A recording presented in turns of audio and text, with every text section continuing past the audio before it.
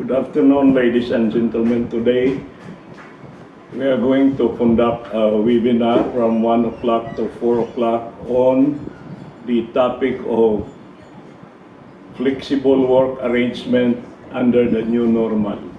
This is about work from home, compressed work week, and other work arrangement to make sure that two things happen. One, save the health, safety, and welfare of the workers.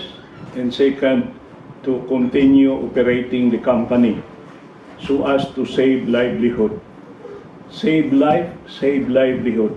And so we have to undertake certain new arrangement to accommodate both the profit motivation of the employer and the motivation to save the health, safety, and welfare of the workers.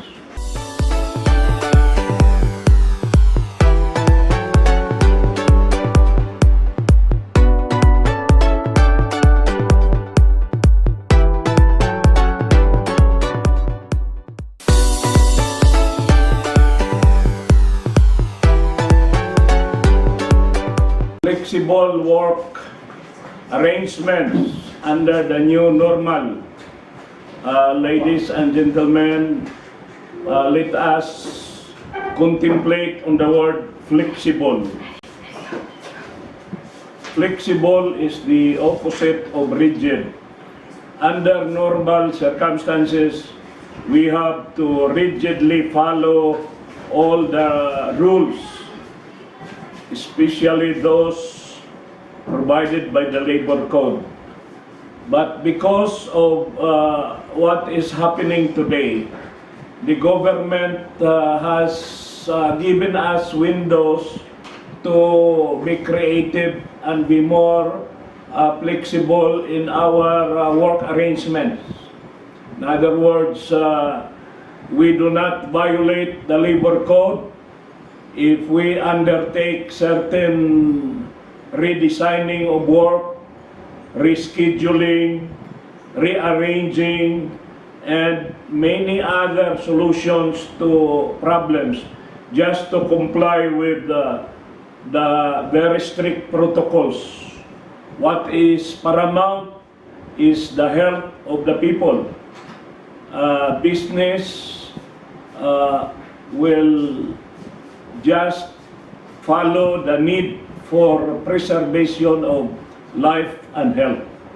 So, if you have to come to a decision, when you are in a dilemma, when you are going to make a decision or a recommendation, and you make a choice between preserving life on the one hand and on the other hand to have 100% operation, we have to be mindful that at this very critical times in our history, the government gives highest priority to the preservation of lives. Livelihood will be second to life.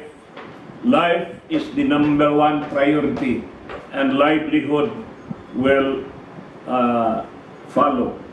So based on that basic principle, I am going to proceed, but if you want a free video of this presentation, I'm sure that many of you will be asking questions that are not related to the topic today. So if you want answer to your questions, just comment. Your comment will be your question in my YouTube channel. Please type Yusuf JBJ, and today I am giving only 35. The first 35 to subscribe will be given free legal advice for at least 2 weeks from now. If you have question, I will answer. But the question should be asked in my YouTube channel, and that is the the name USEC JBJ. So you can do that now if you want, and later on, the questions you will ask today, if it is related to our topic, we are going to answer that before 4 o'clock. But if it is not related, like you want illegal questions about termination of employment, question about wages and benefits, you can ask that through my YouTube channel, and I will answer it within 24 hours. Okay, so that's a deal between you and me. I have been doing this since 1977. Can you imagine that? 1977 and today is 2020, so for 40 years already, 43 years, I have been doing seminars, and I have been teaching since 1969. All of you were not yet born. I was already doing this. So first of all, let us start with the basic, fundamental principles.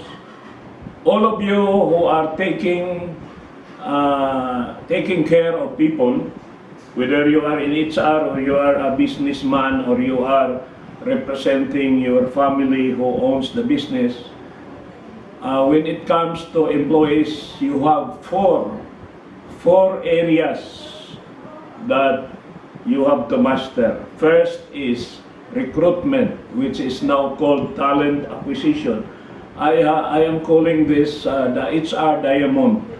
The HR diamond of JBJ. So, recruitment is not so much of a problem today. The problem today is compensation and benefits, because we have to make new arrangement like work from home. How do you pay the salary of people whose working hours you cannot directly supervise? Learning and development can be done later, but what is important is employee relations, labor relations, and industrial relations. So, wag ninyong i-interchange yung tatlo, because there are technical differences among the three.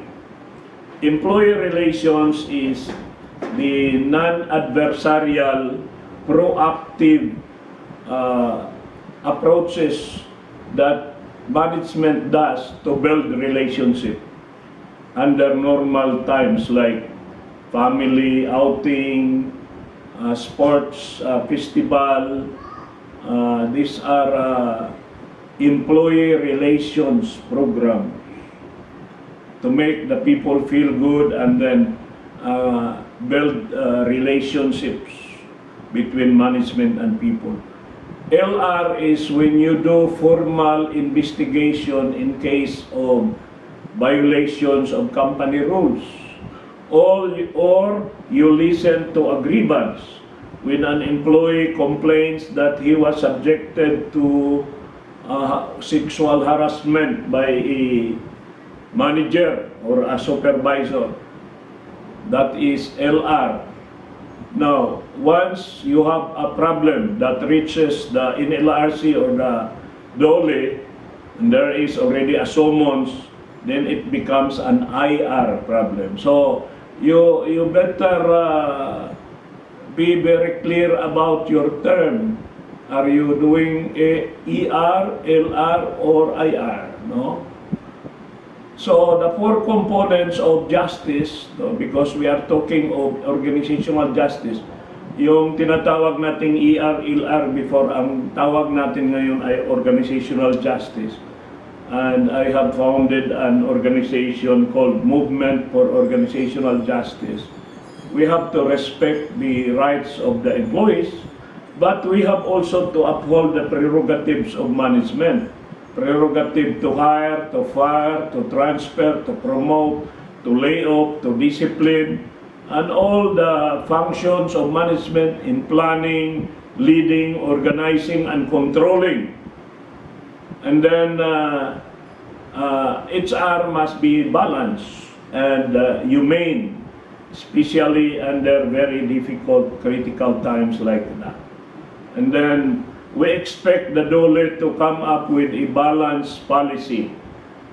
These DOLE advisories have been issued by the Secretary of Labor to assist both the workers and also the management in coping with the demands of the pandemic. So the HR people, I believe, are the new frontliners because you have the brains, you have the heart, you have the conscience, you have the vision, and you have the strength. And all this taken together will be the balancing mechanism between the need of management to operate and gain profit, and on the other hand, the need to protect the health, safety, and welfare of the workers. So the HR should be the balancing force between two very big powers, the powers of management and the powers of the employees. Employees are also powerful because they are the ones that produce the goods or undertake the service that generate revenues for the company. So we are now facing a world that is volatile, unpredictable, complicated, and ambiguous. And you need very fast response. Kailangan ngayon ang mga HR at ang mga managers ay mabilis magdesisyon, mabilis kumilos, mabilis gumawa ng programa. Kailangan dito pabilisan. Ang labanan ngayon sa bagong katotohanan, sa new reality is hindi na palakihan ng power, kundi pabilisan. Yung pinakamalaki, maaaring talunin because mabagal sila magdesisyon.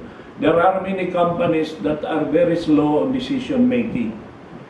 Kasi hindi empowered yung mga middle managers sa baba. Lahat ay itinatapon sa itaas. Lalo na ang mga family corporation.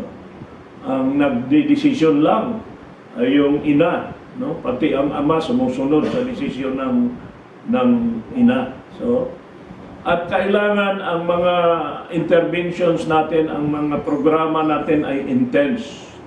Yung walang half-hearted. Kailangan passionate tayo. Punong-puno ng sigla, enthusiastic, energetic. Kailangan na lagi tayong mabilis, kumilos, at maliksi. No? At kailangan marunong tayo sa digital. Kahit senior citizens, marunong sa digital platform. At kailangan mag-ingat tayo sa COVID dahil it is very treacherous, it is sneaky. In other words, hindi mo malalaman kung kailan katabaan. So, kailangan magaling kang umiwas. No? So, the awareness of the magnitude of the health and economic problem today. Millions globally. In the Philippines, we are now number 1 in the rate of infection among the ASEAN countries. The 10 ASEAN countries, Singapore, Malaysia, Indonesia, Thailand, Philippines, Vietnam, Cambodia, Myanmar, Laos, and Brunei. We are number 1. So, the economy is now in recession. 2 consecutive quarters with zero economic growth. And millions have lost their job. Millions have lost their job. So HR now, in our seminar today, ang objective natin ay paano ba natin ma-save ang business, pati yung job ng mga tao. Hindi yung basta-basta na lang tayo magtanggal kaagad. Because this crisis is a high risk and also a big opportunity. If not managed well, this health crisis can kill one half of our population. One half, can you imagine? We are 110 million Filipinos, so 55 million mawawala. If mishandled, only 30% of the economy shall survive. And hungry people will be angry. That's why magkaroon ng revolusyon. Marami nang nagpapanukala ng revolutionary government. At ang government ay gumawa ng anti-terror law to protect the state, the security of the government from any terrorist and any rebels that will seek to undermine the security of our country. No? So, kailangan ang mga negosyante ay magaling sa analysis.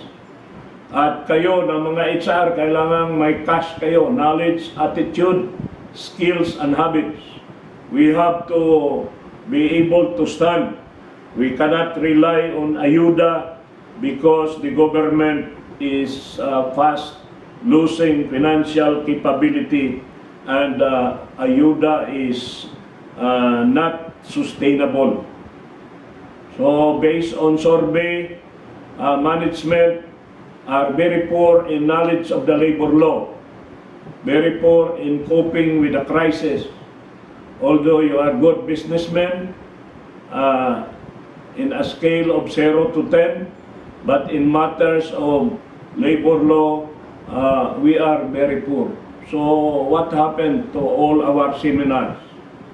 So you have to have a mastery of what is happening today. Number 2, you must redesign your work and align with the 4 components of organizational justice. No? Aligned, like balance between rights and prerogatives. We have to be humane in our decisions and actions, and we have to be reconciling between people and profit. And one very effective tool is communication. Kailangan magaling kayo magpapaliwanag sa inyong mga empleyado. Huwag kayong dumiretso sa paninigaw and then issue ng memo, pananakot ng tao, natatanggalin ka agad.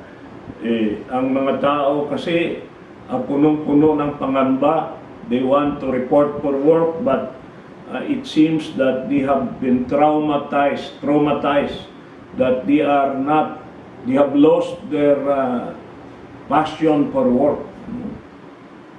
So you have to use your brains and your heart, your vision, conscience, and your strength in order to communicate well to the people.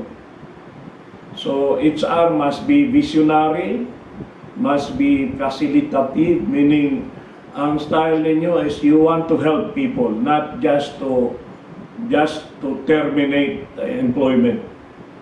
And when you talk to people, especially during COVID, you should be careful about their feelings because they are very sensitive.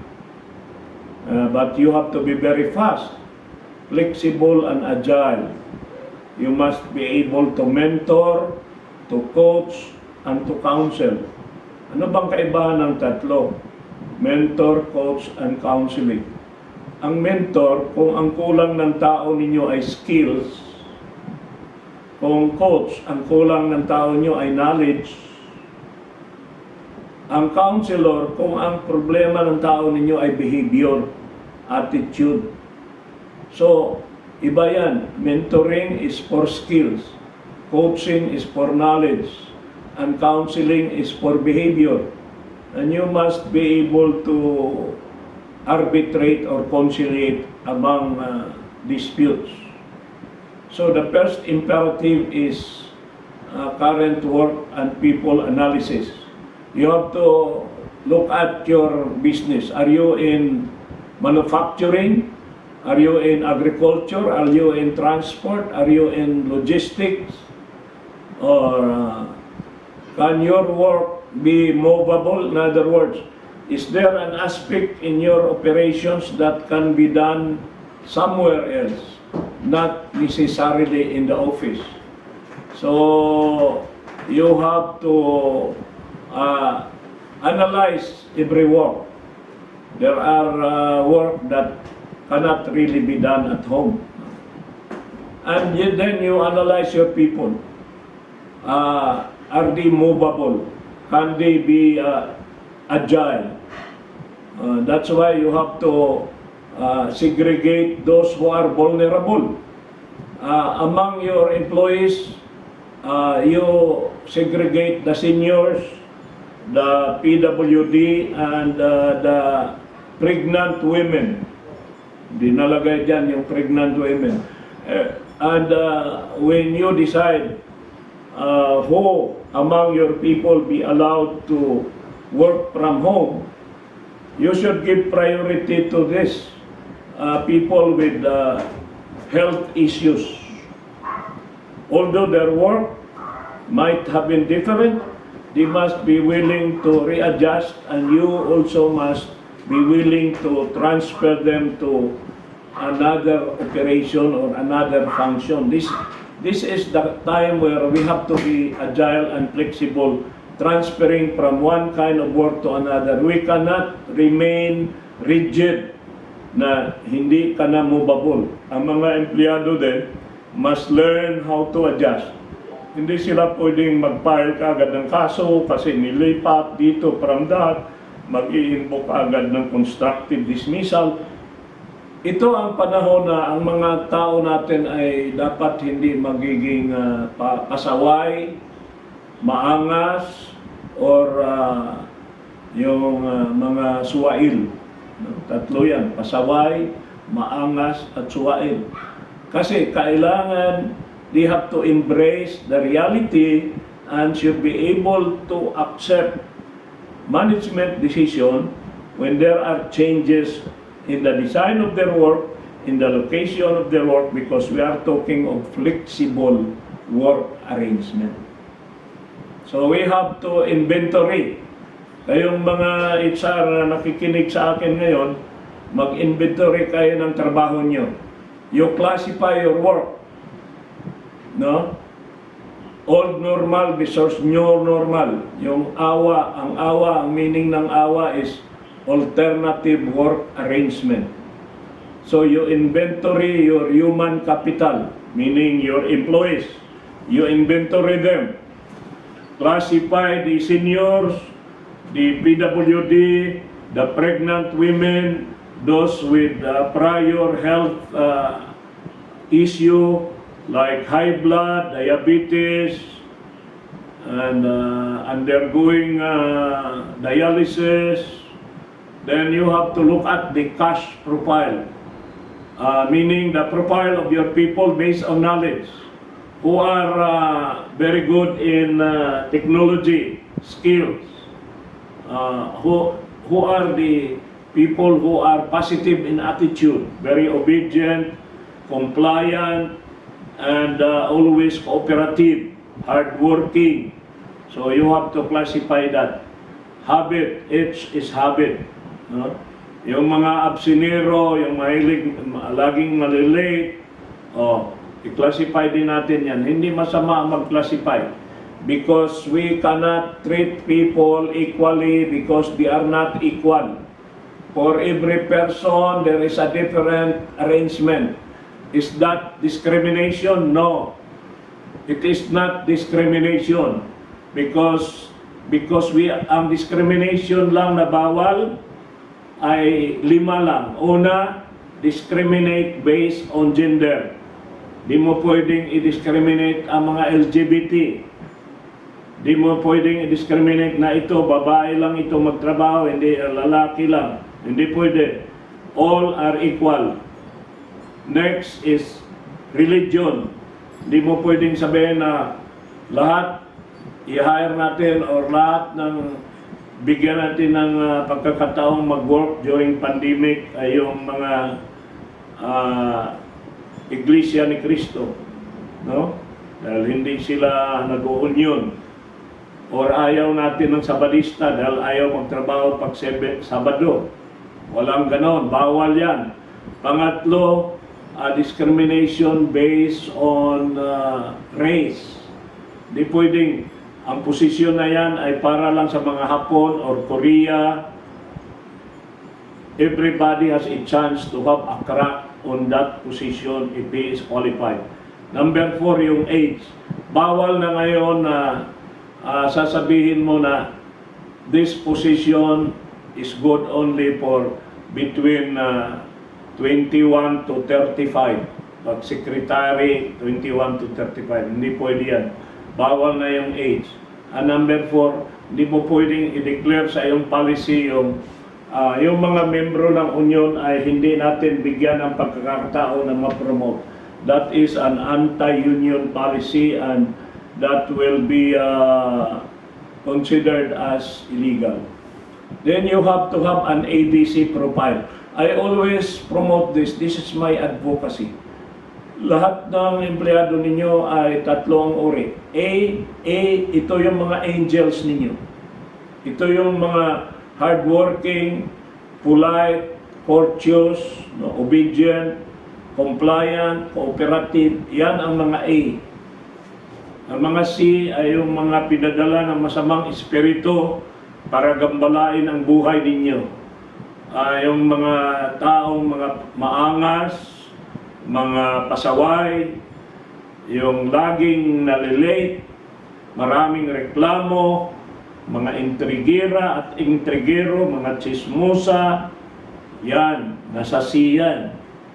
Yung mga B, ito yung mga tao na paminsan nasa A, paminsan nasa C, depende lang kung sino mag-influence sa kanila. So, you have to have a list of ABC so that when you make decision about promotion, about termination, nakaamba na sa termination yung mga C.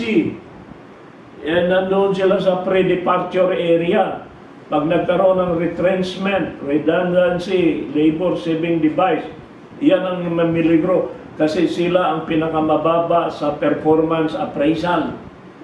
So, kailangan dyan ay meron ka, kompleto ka. So, you have to do the following. Ito, ladies and gentlemen, you revise your table of organization. Revise your table of organization. Don't worry if you cannot catch up because you can download this. If you subscribe to my YouTube channel, this entire video, this is now being videotaped, and my assistant will upload this within 1 week, and you can get a copy of this. So wag na kayong parang nagmamadali pa, sabihin nyo, ay nako, si JBG ang bilis magsalita, hindi ko mahabol. Wag na kayo mag-take picture. Just relax. Relax lang kayo sa bahay nyo, magkape kayo, main ka ng ice cream, tapos matulog na kayo. Biro lang, no? So, una, revise table of organization. Bakit? Kasi i-classify natin ngayon ang pwede nating work from home. Pwede nating, yung mga tao dati, pwede nating balasahin natin. And that is allowed by law. That is the prerogative of management. Hindi pwedeng ang tao ay mag-i-insist na dito lang talaga ako sa accounting, ma'am. Hindi ako pwedeng ilipat sa operation. O hindi pwede yan. Because when you apply for a job, you always say that any position of which I'm qualified, and then sa application form, ilalagay doon, you are willing to be transferred from one position to another. Kasi refusal to transfer is insubordination. No? And then you review and enrich the JD. What is JD? Job description. Job description. And then you enrich the qualification standard. Ano naman yung QS? Ang qualification standard, yung ano ba yung mga hinahanap mo sa nire-recruit mo? In terms of knowledge, in terms of attitude, in terms of skills. and habits, no? Kailangan, pag nabago yung design ng trabaho, magbabago din yung qualification standards. Not just the educational qualification, but take note of the most important, which is attitude and habit, behavior. And then maybe during the pandemic, you stop hiring. You stop hiring because there might be people in your organization who can be promoted, who can be developed, who can be given a tryout if he will be qualified to be a supervisor or a manager on a temporary basis. Acting muna siya. Then mag-multi-skill. Yung trabaho ng 3 tao, admin clerk, HR assistant, at saka yung marketing, pinag-merge at ginawang enrich, tinaasan din ang sahod, trabando.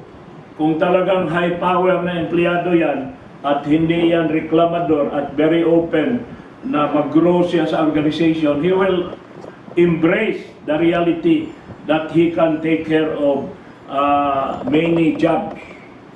And you have also to revise your code of discipline. Kailangan na ilagay nyo sa code of discipline yung refusal to be transferred shall be considered a willful disobedience, which is a cause for dismissal.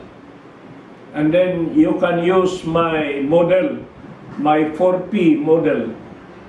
Iba yung P sa pantawid ng pamilya, eh. Iba yung akin eh. Ang akin sa employee discipline, 4 yan. Patakaran, paglabag, pinsala at parusa. Patakaran, there is the rule. Paglabag, nag-violate ka, nag-deviate ka. Then, because of your deviation, you create a pinsala or damage. Maybe not immaterial damage, but a damage of the relationship, damage of the moral of people. And then, pang-4, parusa. So, yung 4 na yan, yun ang 4 na haligi sa disiplina. 4 na haligi ng disiplina. No? Mo Bisaya ako eh. Pag sinabing Tagalog ng sa amin sa Bisaya, sa. No? Kaya sabing 4 na haligi ng disiplina. Sa amin sa Cebu, 4 kahaligi sa disiplina. No, ganun kami magsalita sa Cebu. No? And even in more than 1/2 of Mindanao and also in Bohol, Leyte, and half of Negros, ganun yan ang mga salita namin. Then, use the complete cycle of discipline. Ipaliwanag ko later on yan kasi 7 yan eh, 7 step. In fact, dapat hindi natin i-explain dito yan kasi hindi naman ito seminar on discipline, but I will teach you the 7 steps sa discipline. No? And then, learning and development. Pag wala kayong ginagawa, panahon na ninyong i-train yung mga tao ninyo ngayon. Magkaroon kayo ng mga Zoom. Mag-Zoom kayo. Halimbawa, work from home sila. O mag-work from home kayo ha. How do I know that you are working? Now, one half of the day, I'll give you a seminar. Kayong mga umaten sa akin ngayon ha, there are now 83 of you umaten. Gumawa kayo ng programa na sa buwan ng September. Gumawa kayo ng isang programa on employee discipline, for instance. Tuturo ninyo sa mga tao yung company rules ninyo. Simple lang, through Zoom. At least, may ma-achieve tayo, ma-submit natin sa top management. During the pandemic, we review our company policy. We have to increase penalty along this area, no? And we have to add more like posting derogatory remark in the social media. O yan, yung mga salita na mga bastos na nilalagay sa Facebook na siya nagpo-post yung mga empleyado ninyo, binabastos yung company. So you have to take a look at that, no, and be very serious about performance appraisal.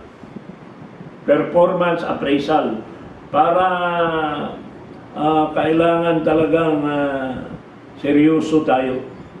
Now let us take a look at the different flexible work arrangement, whether it is called AWA or EFWA, no, alternative work arrangement or flexible work arrangement, no. So what is the rationale? Okay, number one, we have to minimize the risk of infection. Bakit tayo magre-redesign ng trabaho? Pati yung mga arrangement ng table, ini-increase na natin yung distance from one employee to another, no? At meron mga shield, meron ng mga nilalagay na boundaries because the government regulations are strict and mandatory. And customers and consumers are also demanding that our products, especially if we are in the food industry, must not carry the virus. So how do we make sure that will happen? We have to rearrange our design of work, no? So I have already defined the new normal, no? Iba na ngayon ang new normal, so we cannot respond to the new normal using the old formula. We have to be agile and flexible. Huwag tayong ang sabi ng mga Batangginyo ay huwag kayong magpagayang-gayam at magpa-dungker-dungker. Ano ba yung dungker-dungker? Yung bang I don't care, no? So panahon ngayon kailangan nakatutok tayo, kailangan mabilis tayong kumilos, mabilis tayong magdesisyon, kailangan na action kaagad, wala na yung too much meeting, so napakaraming committee, napakaraming conference, no, desisyon kaagad. Kung magkamali, baguhin. It's better that we move. Kasi matatalo tayo ng kalaban natin kung pahina-hina tayo. So itong pagpipilian ninyo, ha. Dami natin pagpipilian. Work from home based on time. Meaning, babayaran mo pa rin yung empleyado ng 8 hours work from home. Paano mo kaya mamonitor na nagtatrabaho? Ako, may anak ako dito sa bahay. Napaka-devoted niya sa trabaho niya. Umpisa siya ng 7 o'clock in the morning hanggang 7 o'clock in the evening. Nasa advertising siya. And wala naman yung overtime. Talagang nakatutok siya because he is paid not based on time but based on output. And meron din silang mga tinatawag na special rewards, no? Meron silang bonus pag nakakuha sila ng magandang mga project. So, itong work from home based on time, ito sa mga ordinaryong tao na nagbibilang ng oras, nagbibilang ng minuto, na hindi nila kaya yung output base. Pero ang talagang mga self-driven na tao, ayaw nilang bayaran sila based on hours. They want to be paid based on output. But the challenge is how to have a very clear, measurable point of evaluation of output. May mga trabaho na mahirap i-measure ang output. Kung ikaw HR assistant ka, kung ikaw accounting analyst, ano ang definition ng output? Ano yung volume mong dapat i-produce, no? Mabuti kung paggawa ng barong yan, pareho sa taal, o sa Batangas na bibilangin kung ilan ang natapos mo or sa factory, yung mga number of short pants na ginagawa sa mga factory worker. So, that's quite difficult, work from home based on output, but it's not impossible. For instance, meron akong assistant sa HR. Sabihin mo na, nung nasa San Miguel pa, tinuruan ko yung mga taga-records, yung HR. Meron sa San Miguel na isang department na lahat ng records, wala pang computerized noong 1980s, no? Nag-computerized na lang after the EDSA revolution, eh. So, yung 201 file, hindi pa na-updated. Yung iba, nag-asawa na, hindi, doon sa 201 file niya, binata pa rin siya. So, kailangan, during the pandemic, sabihin mo, okay, every day you have to update 150 201 file. And ito yung mga template for every 201 file. I-update mo yung kanyang status, i-update mo number of dependents, i-check mo yung SSS number, yung mga PhilHealth niyang remittances, lahat ng disciplinary action, lahat ng history ng kanyang salary, yung mga salary increases over the years, lahat na yan. Pati yung picture, ipa-update mo. So, lahat na yan, meron kang requirement sa bawat isa. Magtapusin mo yan, 150 isang araw. And pag natapos mo yan, meron kang additional na 500. Example lang yun. Additional sa basic pay mo for the day, may additional ka 500. Pero pag hindi mo natapos yan, wala kang additional 500 at magpapaliwanag ka sa akin bakit hindi mo natapos yung 150 to 1.5. Ganon yun. Kailangan mag-agree kayo. Pag sabi naman niya, ma'am, huwag naman 150, sobrang dami naman, pwede bang 120 na lang? Or ako talagang mabagal ako, ma'am, pwede bang sa umpisa muna is 100 muna, no? Okay lang yun, you understand him. Pero wala na akong additional bibigay sa yung 500, no? I am incentivizing volume of work, but the quality should not be sacrificed. Ano naman yung blending? Yung blending sa isang linggo, 6 na araw, 2 araw ka mag-report. Monday and Friday. Yung Tuesday to Thursday, work from home ka. Yan, blending yan. Yung compressed work week, yung 48 hours mo, which is good for 6 days, that is 6 times 8, 48 hours.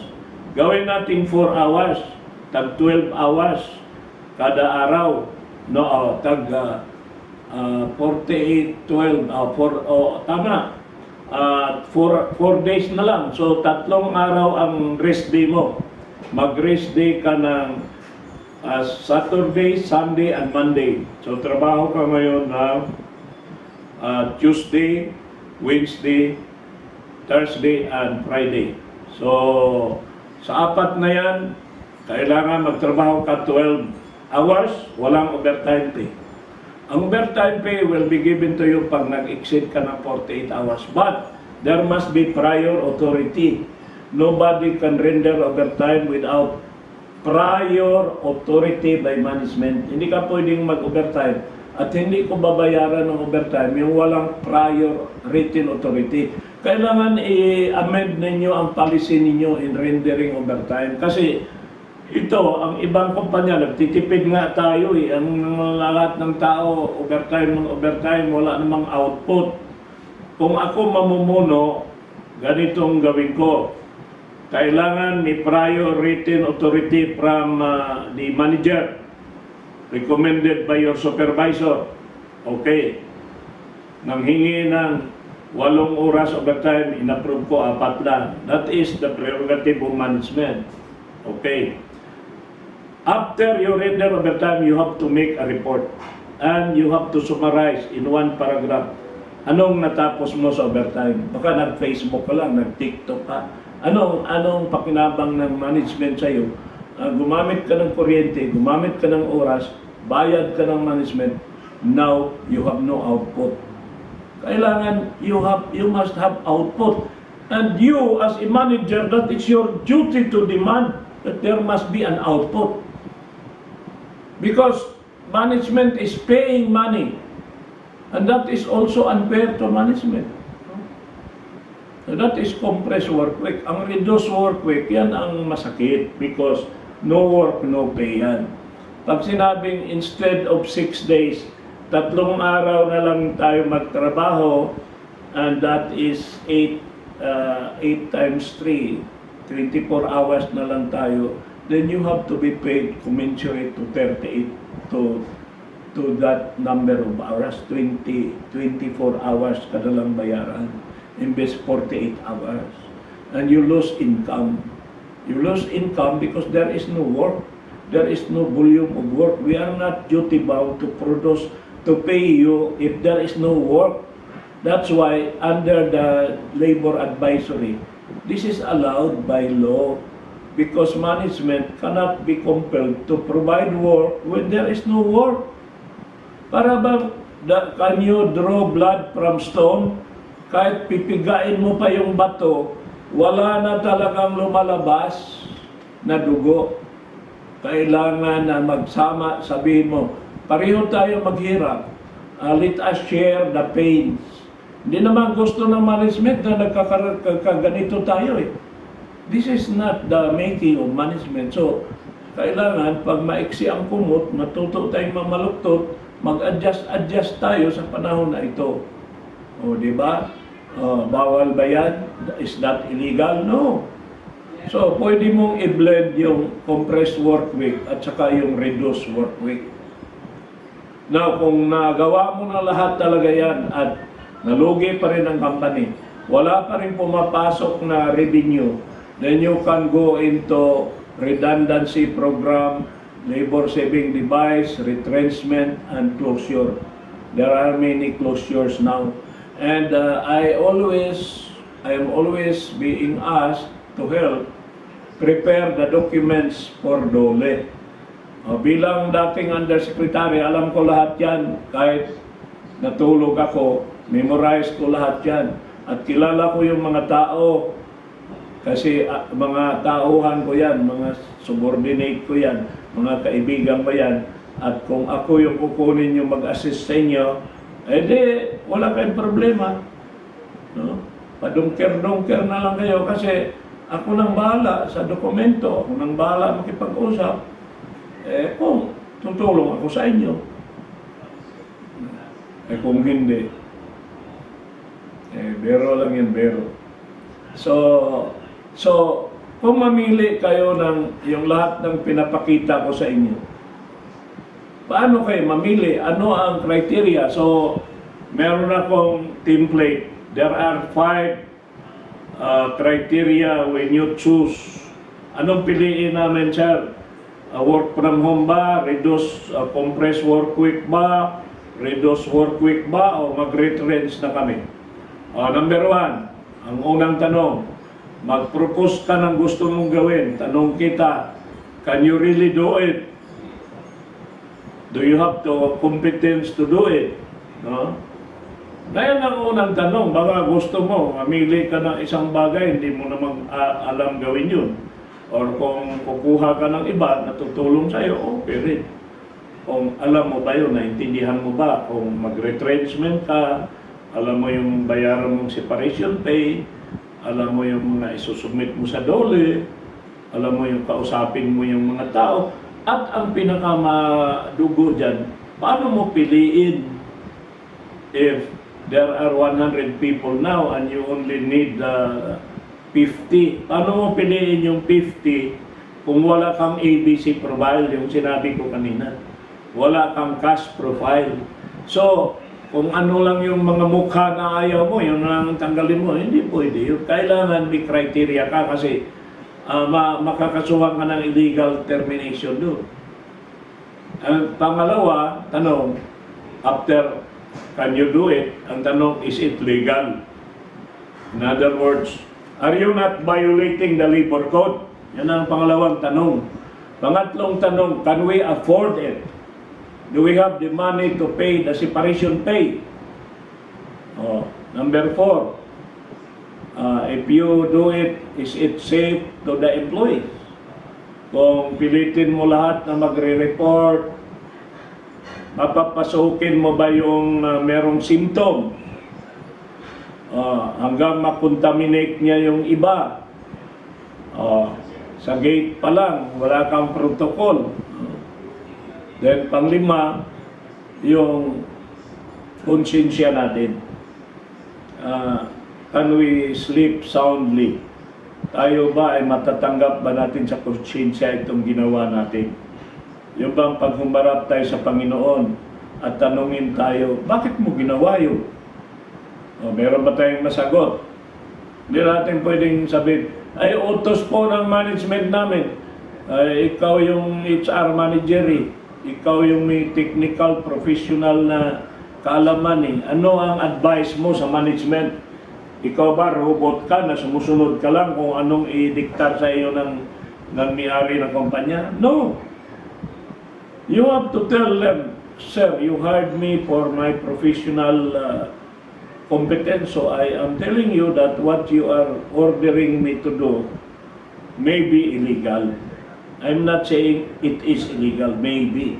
So we have to consult the legal expert.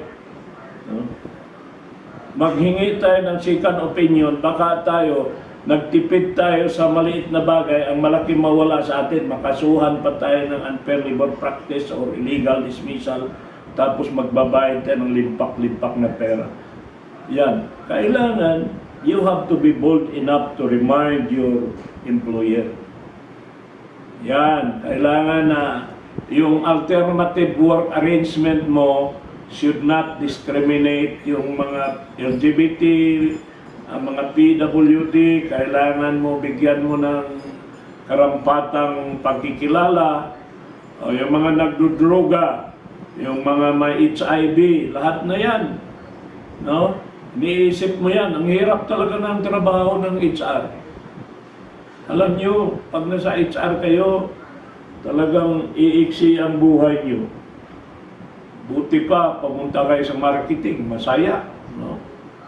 Pero dito sa HR, pag problema na tungkol sa tao, minsan matitensyon ka, ma-stress ka, well, that is part of the package deal. Pero masaya naman. Ako, I never dreamed na magiging HR ako parang kuan lang yan parang aksidente lang. Abogado naman ako Tapos nasa gobyerno ako.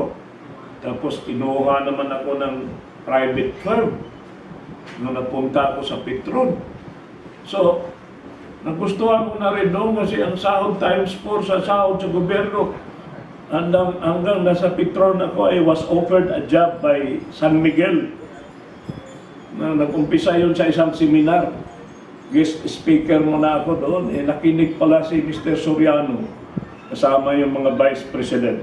Takot na takot ang San Miguel in 1986 kasi pinasok sila ng KMU after the EDSA Revolution. Pinasok ng KMU ang San Miguel.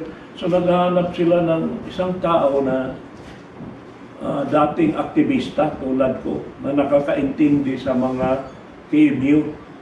So ako yon. Kahit ako probinsyano lang, yung mga tauhan ko, UP, Ateneo, ako, galing lang ako sa Cebu, probinsya lang ako Pero ako yung ginawang direktor. Kaya nagtataka ako, bakit kaya ako ginawang direktor? So, hindi naman ako pinakamatalino, but I was the most hardworking. Alas 6 pa lang sa umaga, nandoon ako sa office. Tapos sa hapon, uwi ako ng maaga kasi nagtuturo pa ako sa gabi sa ibang mga universidad, sa UST, UE, FEU, masyado akong masipag. Pero pag Sabado, walang trabaho, nagtatrabaho din ako. Dinadala ko yung trabaho sa bahay. Nagtuturo ako kasi dinadaan ko talaga, I am the most hardworking person. Hindi kayo maniwala during pandemic. Pandemic ha, from February to June, 6 na libro natapos ko. 6, na-publish na sa Central Books. Kasi meron akong mga estudyante, binabayaran ko 1,000 pesos a day para lang mag-research at saka mag-encode. Ako lang mag-arrange, ako lang mag-analyze, ako lang gagawa ng mga finishing touches. May mga tao ako, sabay-sabay silang nagtatrabaho. 6 na libro. So, 6 na libro, kahit natulog ako, nabibenta yung mga libro ko, may mga royalty ako. Kahit ako, senior citizen na ako, may royalty. Ayan, huwag kayong padungker-dungker, sabi ng mga Batanggenyo. Kailangan magsipag tayo, magpunyagi tayo. Kailangan magbanat tayo ng buto, magsunog tayo ng kilay. Kailangan hindi tayo pagay-anggayaan, hindi tayo pagay-anggayon. Kasi panahon ngayon, mabilisan. Yung mga malalaki, talo na mabilis. Yan na, 5. Compressed work week, reduced work week, combination, home base, based on time, and home base based on output. Yan. Ito ang masasabi ko sa inyo. Sabi ni Secretary Bello, nakausap ko. Kailangan itong tinatawag na compressed work week. Pag ang 48 hours na 6 na araw, gagawin mo na lang na 4 na araw. Ang una dyan, kailangan pulungin mo yung tao. Hindi yung gagawa ka na lang ng memo na, effective sa Monday, ganito ha. Hindi. Pulungin mo yung tao. Tapos, kailangan mag-agree siya. Agreement talaga yung importante dito, agreement. Tapos, hindi mo pwedeng bawasan yung 48 hours. Ang sahod niya, hindi mababawas kasi nandito tayo sa compressed work week. Hindi tayo sa reduced work week. Sa reduced work week, pwede mong bawasan ang sahod. No? So, ang OT dito, ang bayad sa OT, mag-umpisa pag lumampas ka sa 48 hours. At ito, pinakamalaga, number 5. Lahat ng flexible work arrangement na gagawin nyo is good only for 6 months. After 6 months, you have to meet again and decide, or extend ba natin another 6 months o balik na tayo sa normal. Yan. Kung kaya ng operation natin, balik tayo sa normal, wala na tayong problema. Pero kung hirap pa rin tayo kasi wala pa rin vaccine, wala pa rin bakuna, at natatakot pa rin ang mga tao, at meron pa rin GCQ, kailangan pagawa na naman tayo ng another compressed work week. Yan. Discuss ko na yan. Ito ang tinatawag na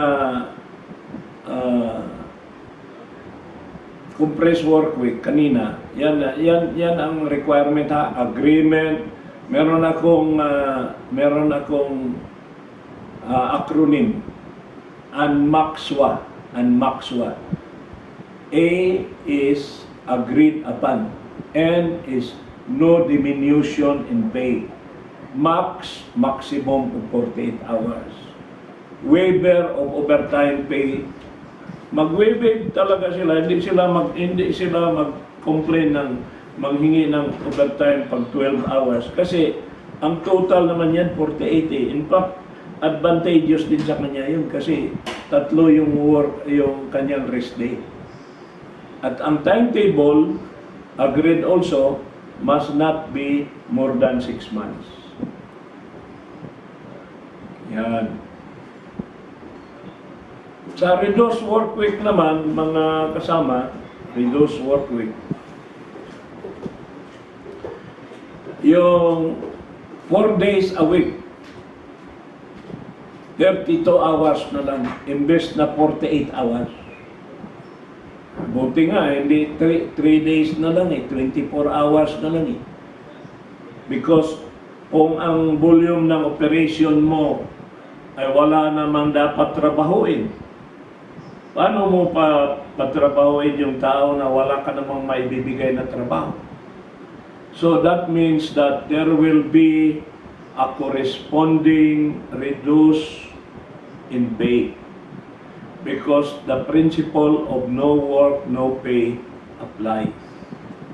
Ngayon, kung meron silang maraming accumulated leaves, sa mga umpisa pa lang yan, gamitin nila yung leave nila para hindi mag-suffer yung budget nila sa consumption.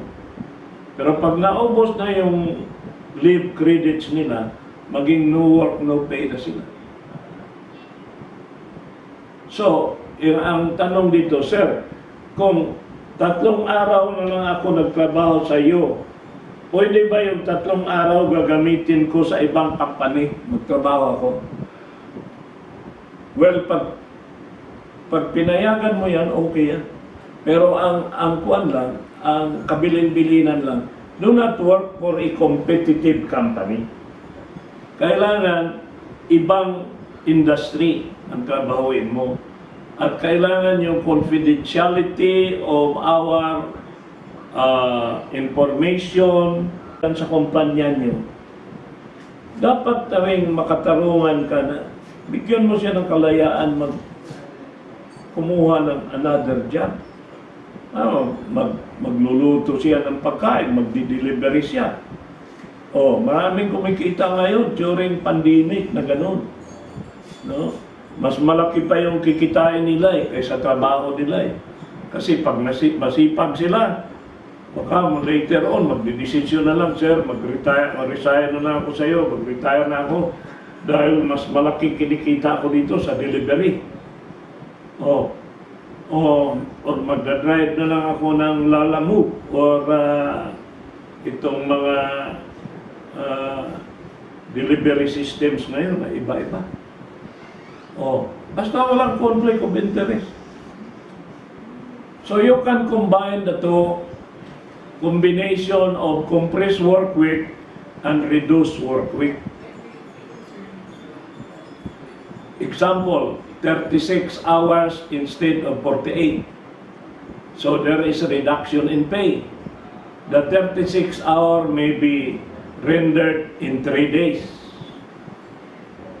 at 12 hours per day. Instead na mahaba. And no overtime pay exceeding 36 hours. Or 32 hours kasi alanganin itong 36 32. Combination of compressed work week, reduced work week, and flexi hours. Ano naman yung flexi hours? Yung pag Monday, 12 hours siya. Tuesday, 10 hours. Pag Wednesday, 6 hours. Mahirap i-monitor ito Walang regularity. Pero pwede natin gawin yan kung gusto niyo. And the number of hours should be guaranteed.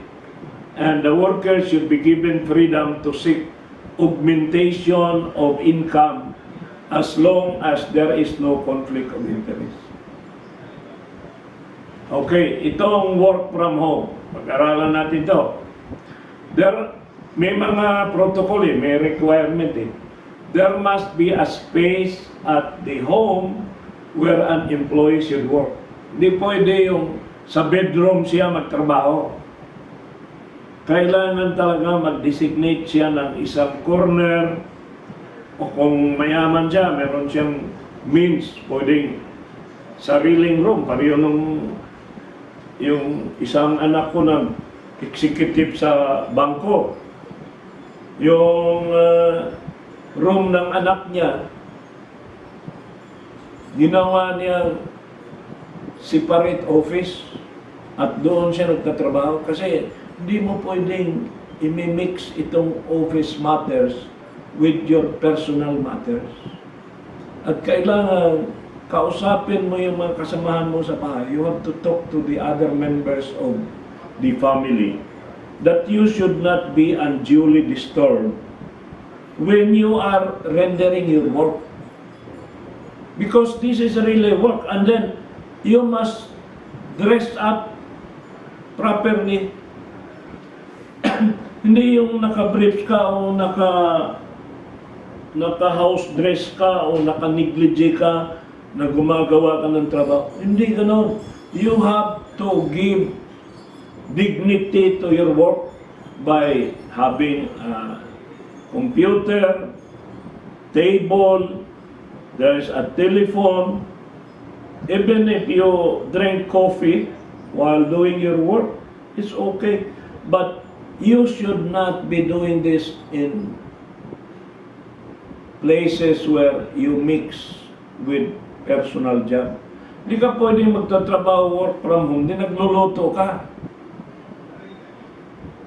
Either masacrifice yung quality ng niluto mo or masacrifice mo yung quality ng trabaho mo. That is, you cannot serve two masters at the same time. You will hate one and love the other. And then, ang hardware and software must be charged to the employer. Ito ang mahirap.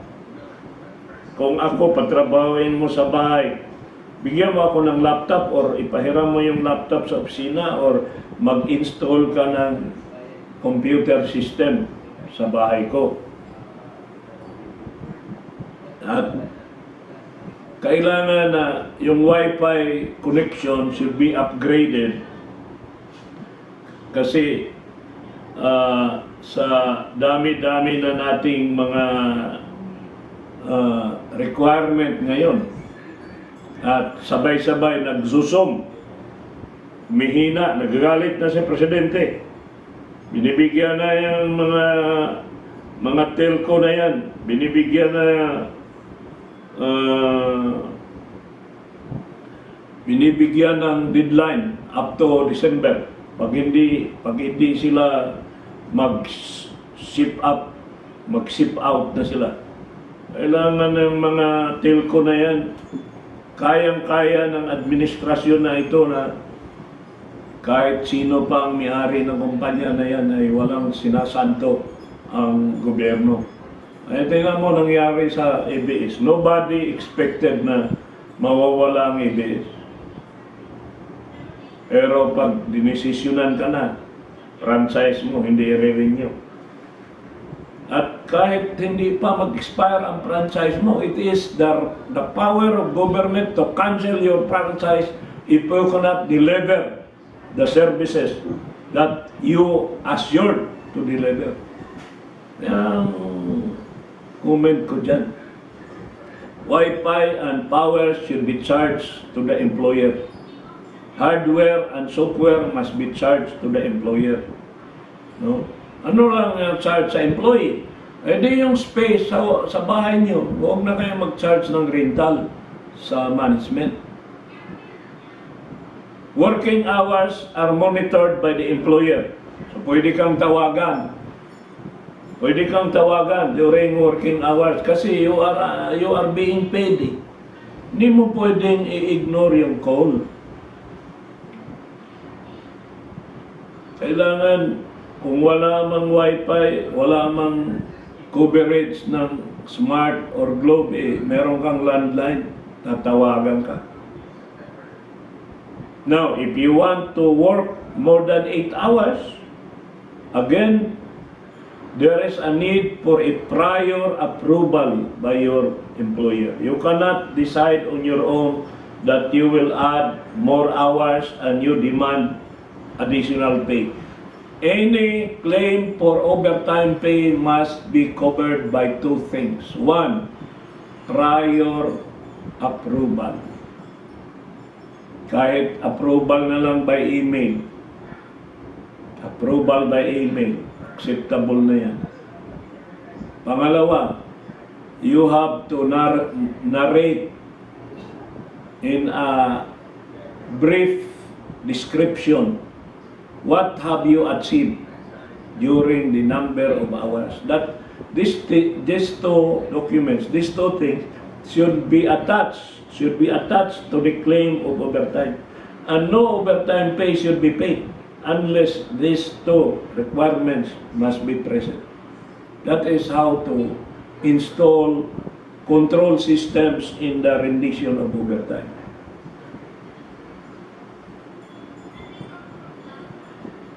Now, pag ikaw, you are paid based on number of hours, hindi na hinahanapan ka kung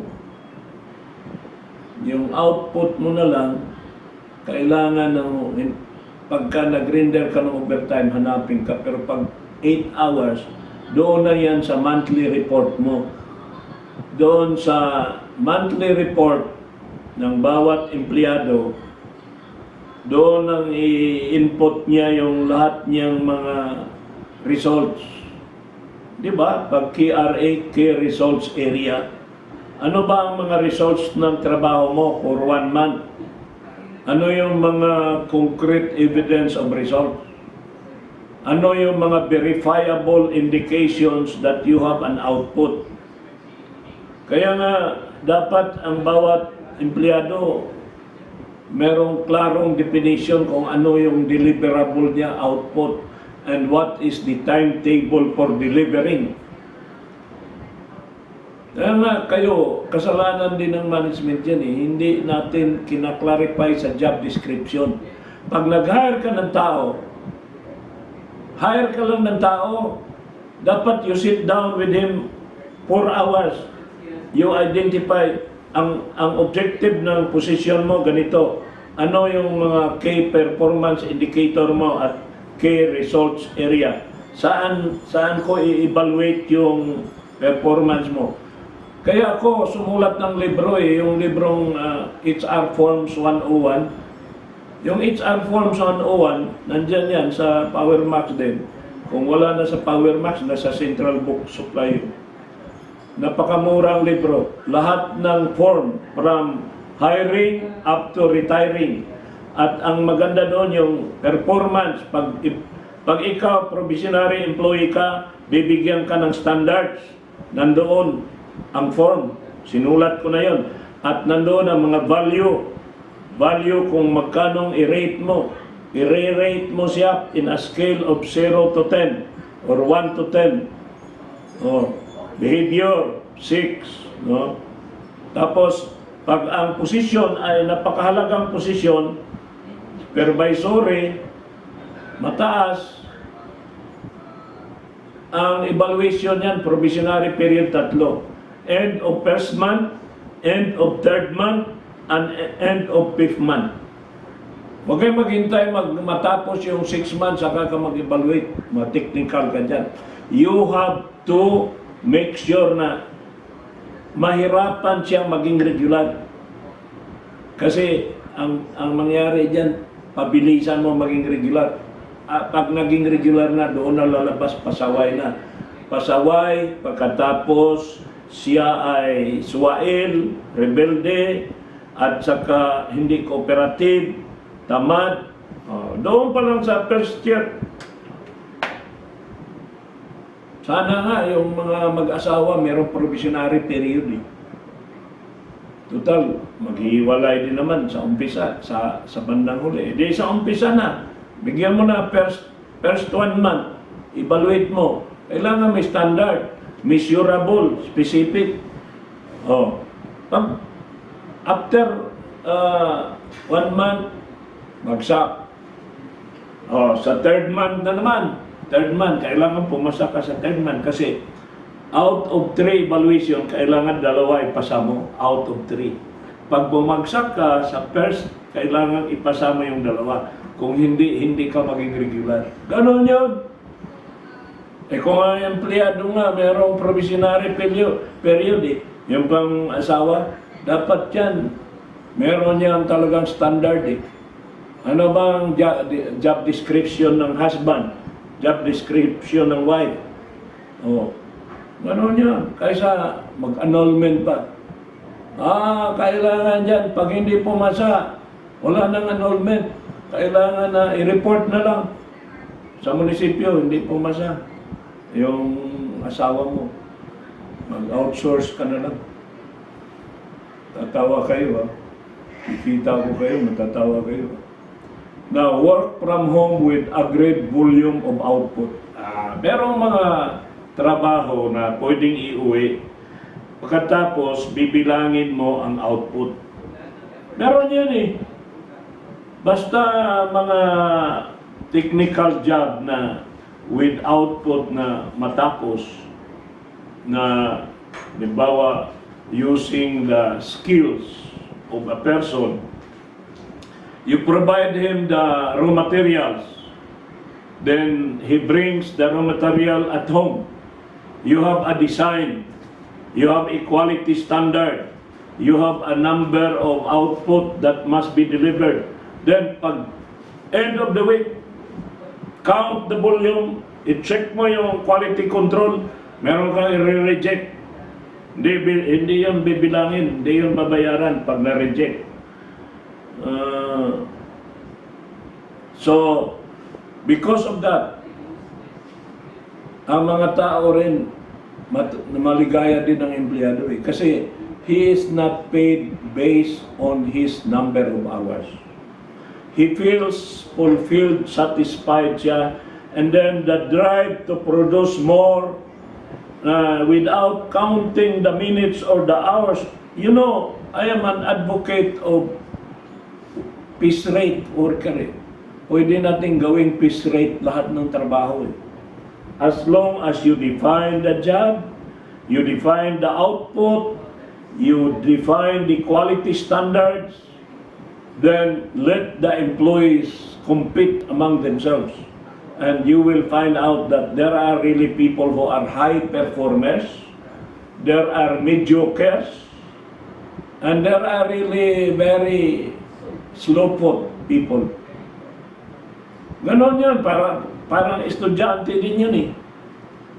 Ikaw bilang pastol, padalahan ka ng mga ibang klaseng tupa. Ikaw bilang manager sa kumpanya, padalahan ka ng iba-ibang tao. Hindi yan magkapareho. Different folks, different stroke. Meron dyan iba na galing sa mga pamilyang hardworking family. Dadalhin niya yung value niya sa kumpanya. Importante yung value eh. Tapos, turuan mo lang siya sa skills. Turuan mo siya additional na quality standards. Pero yung value, yung being hardworking, nandoon. Yung hindi na kailangan siyang bantayan. He does not have to be supervised all the time because he will be measured on the basis of output, not on the basis of number of hours. Kaya, we are paying a lot of people who are not performing and we do not know because we do not have clear standards of performance. So, sino ang nagkulang dyan? It's the management who has committed the original sin. Kasi ang mga empleyado papasok lang, mag-time in, tapos mag-time out. Anong natapos niya sa araw na yan? Ano ba ang value ng supervisor na hindi siya nagre-report? Kung sa 10 niyang tao, sino yung high performer, sino yung mediocre, at sino yung talagang walang performance? Ang ginagawa ng supervisor, hindi rin niya alam na trabaho niya yun. Because management failed. It is the duty of management to clarify the expectation. Alam mo, kahit sa pag-aasawa, maraming naghihiwalay. Bakit? Hindi malinaw ang expectation eh. Hindi malinaw ang expectation. Dapat magpupo kayo, ilista nyo, this is my expectation. Ito yung output na gusto ko, ito yung timetable, ang quality ganito. Kaya mo ba ito? Bago mo i-hire. Hindi yung nakita ka lang ng biodata na napakaganda, hire mo kagad. Baliwala yung biodata. Kung ang work habit niya, ang attitude niya, hindi maganda, hindi positibo, kahit gaano pa siya ka-brilliant, he will be unhappy and you will be unhappy with him.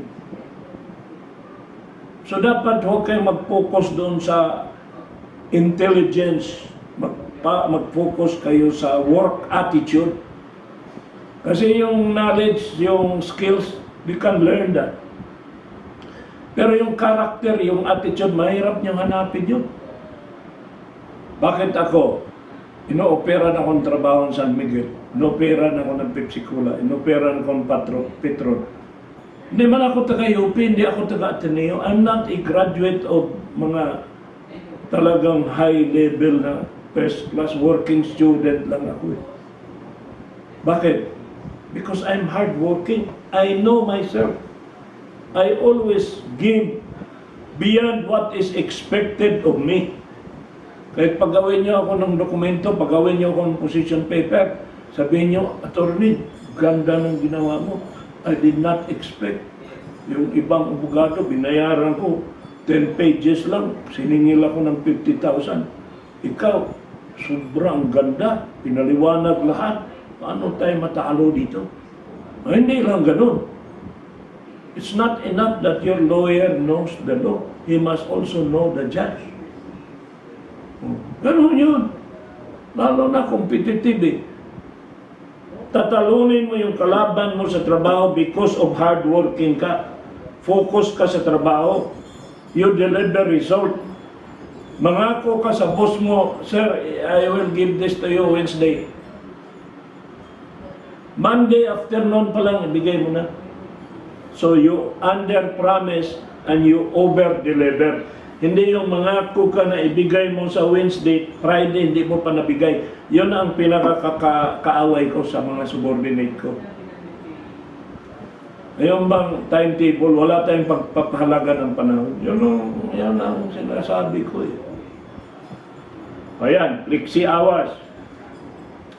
Flexi hours, pabago-bago ang oras.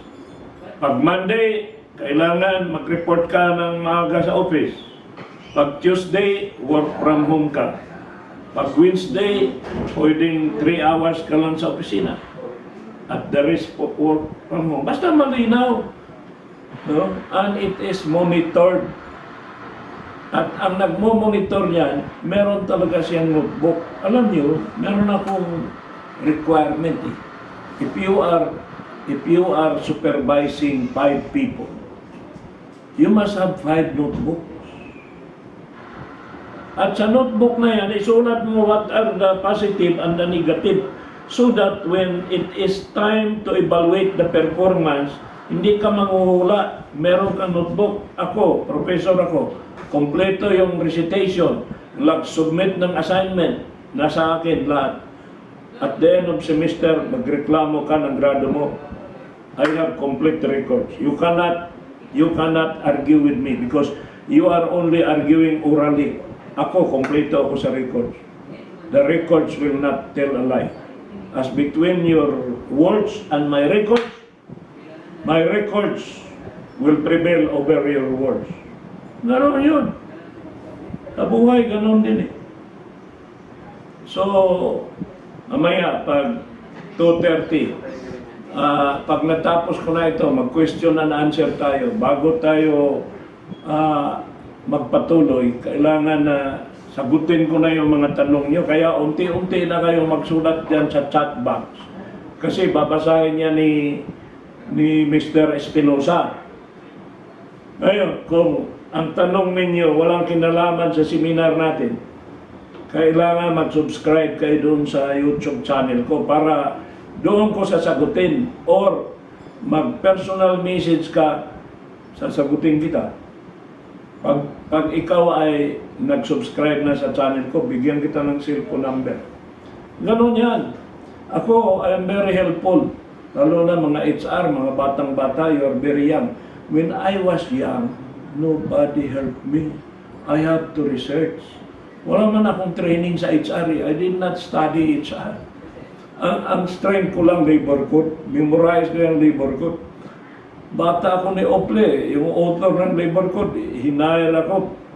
I was hired by Secretary Ople in 1974 while waiting for the bar. Magtrabaho ka dito. Kasi believe ako sa'yo, aktivista ka, nabilanggo ka.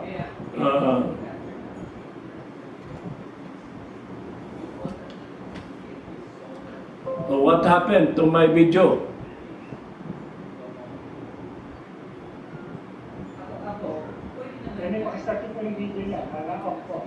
Ha? Hindi mo kailangan makita yung mukha ko. Basta narinig mo yung boses ko. My face is not important. What is important is my voice. Okay? Wala ba interesado sa mukha ko, Mr. Espinosa? Ikaw ba interesado ka sa mukha ko? Ang importante yung sinasabi ko, di ba? Ang kinakatakot ko yung mawala yung wifi, mawala yung wifi. Doon tayo matakot, pero yung mukha ko tinatago ko talaga yun eh. No? Dati kasi Mr. Espinosa, gwapo ako, ngayon hindi na eh, nag-expire ang beauty ko eh. May expiration din pala yun. Oo, totoo yan. Nung araw, marami akong crush, marami din nagka-crush sa akin. Pero ngayon, trabaho na lang akong trabaho kasi wala na tayong, hindi na, I am better heard than seen. Huwag na niyong tingnan yung mukha ko. Oh. Kasi pag nakita niyo yung Facebook ko, kala niyo, gwapong-gwapo yan si attorney. Pag nakita ninyo yung mga advertisement ng Power Max, pero pag nakita mo ka, ganun pala si attorney, baka mawalan pa tayo ng mga following eh. No? Your face sounds familiar. No? So, ano ang disadvantages at advantages ng work from home? Ito advantages muna tayo.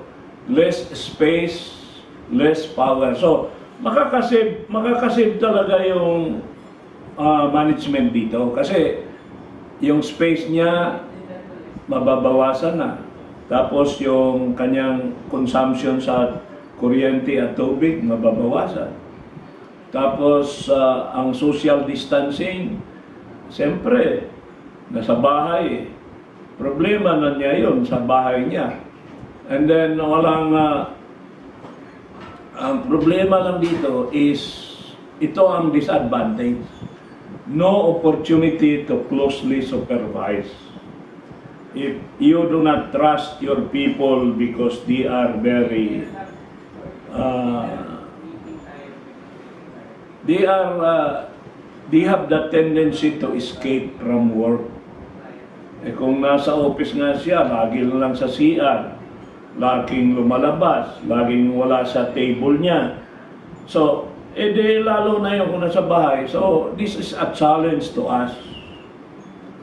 And, maaari naman yung, irregular call. Kumusta ka? Anong ginagawa mo ngayon? Ano ang output natin? Kasi i-report natin yan sa itaas. O, yan. Kailangan talaga merong magsusupervise, hindi yung pababayaan mo lang ng tao. Kasi ang tao, pag alam niya walang nagsusupervise, ay malaya siya at minsan ay nakakalimutan niya na may responsibilidad siya sa kumpanya. Ang hindi niya makakalimutan ay yung sahod. Possibility of leak of confidential information. Yan ang problema. Do not allow your employee to bring home very sensitive documents because that will give possibility of leakage. Of course, you have to spend management, you have to spend money because you have to help the employee about his Wi-Fi and his hardware. Yun ang mga disadvantage dyan. No wasted time in commuting. Para sa mga empleyado naman, advantage sa kanila yung work from home kasi wala na silang commuting, wala na silang transportation cost, and they have freedom to work on his own pace. But all he has to do, he has to allocate a space, and his quality of Wi-Fi should be looked into. Now, ito yung managing emotions in transitioning to alternative work arrangement. Alam nyo kasi, ang mga tao, mga empleyado, ay they are not furnitures, they are not animals. They are human beings and they can be hurt. They can be hurt and they can also sometimes sila ay madali silang masaktan. Lalo na may mga tao na very sensitive, no? Wala kang intensyon, nahiyain siya. Bigla na lang siyang nawalan ng gana sa trabaho kasi napipil niya na insulto siya. Kaya nga, kailangan talaga tayo na alam natin at kilala natin mga tao natin. Because we cannot use the same methods to all people. You always remember what I say, different folks, different strokes. So yung mga emotional profile, kailangan ninyo yan. Ako nga, sa HR ko, kailangan talagang may isa dyan na susulat ka ng libro. Iba talaga yung nandoon ka. I am wounded and scarred in the battlefield of life. That's why I know, and I have the experience. No? HR must have a balance between law and human behavior. Yun ang magbubuhat ako ng sarili kong bangko. Kasi maraming mga HR, abogado, magaling sila sa labor law, pero wala silang behavioral. Meron namang behavioral, nag-aaral ng behavioral science, BA psychology, wala naman silang labor law. Ako, combine ko yan. Combine ko lahat yan. So, yung mga panahon ngayon, huwag yung lahat ng tanong ninyo, Sir, gusto kong tanggalin ka agad. So, pag-isipan mo muna, dalawa ang tanong bago ka magtanggal ng tao. Unang tanong, itong tao ba na ito natatanggalin mo? In the past, sanhi na talaga siyang masama. Yung ugali talaga niya ay hindi katanggap-tanggap. O ngayon lang siya nagkaganito. Yan ang unang mong tanong. Pangalawa, let us focus on the act that he committed. Did he do this with willfulness, with malice, with deceit, with bad intention? Did he do this intentionally, willfully, and voluntarily? Or nagkamali lang siya ng diskarte? Nagkamali yung assumption niya. Nagka-error in judgment siya. Kasi kung tinadya talaga niya yan at dati na siyang masama, ay panahon na talagang you have to say goodbye to him. Pero kung dating mabuti itong tao, ngayon nagkakaganito, you should exert more time to rehabilitate and revive him. At saka kung action niya, hindi naman niya sinadya. Biktima lang siya ng mga pangyayari. Na-pressure lang siya ng mga kasamahan niya. Pero siya mismo pagkatao, mabuti siya. I-save mo siya.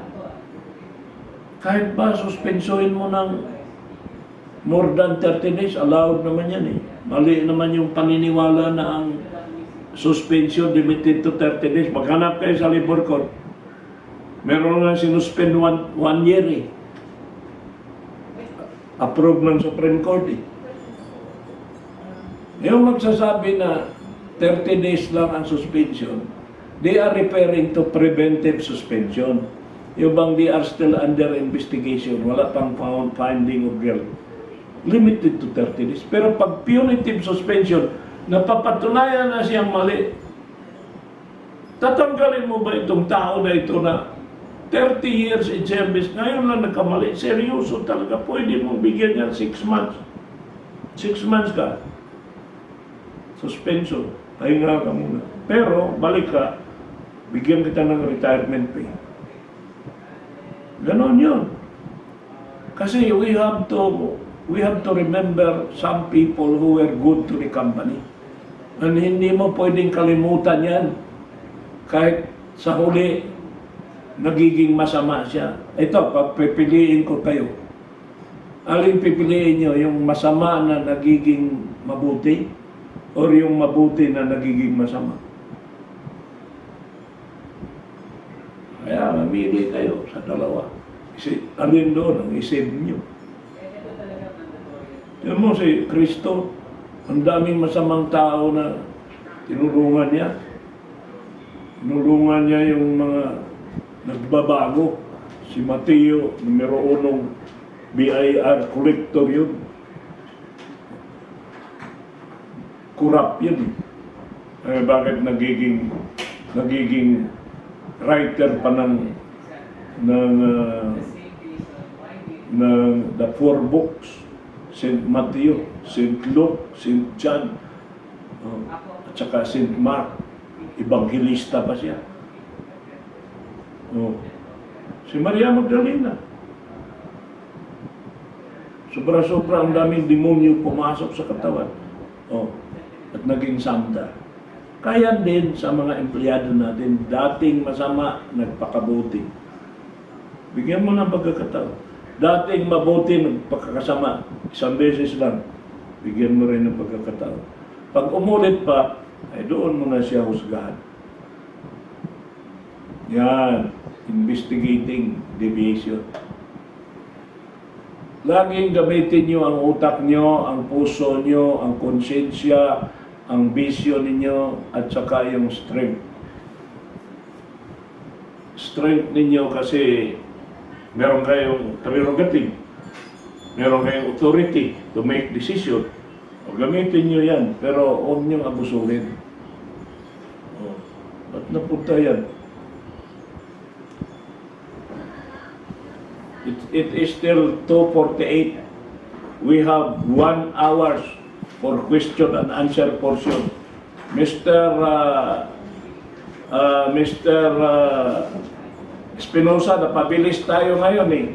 Kaya nga marami tayo ngayong panahon magtanong eh. Marami lang po questions, attorney. Sige. Let me get up with the first.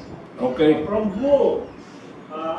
AWA is an acronym for Alternative Work Arrangement. Ako na sa mga attorney, hindi ka masayin. Yeah. Ano po, is the 6-month maximum duration also applicable for reduced work week? Yes.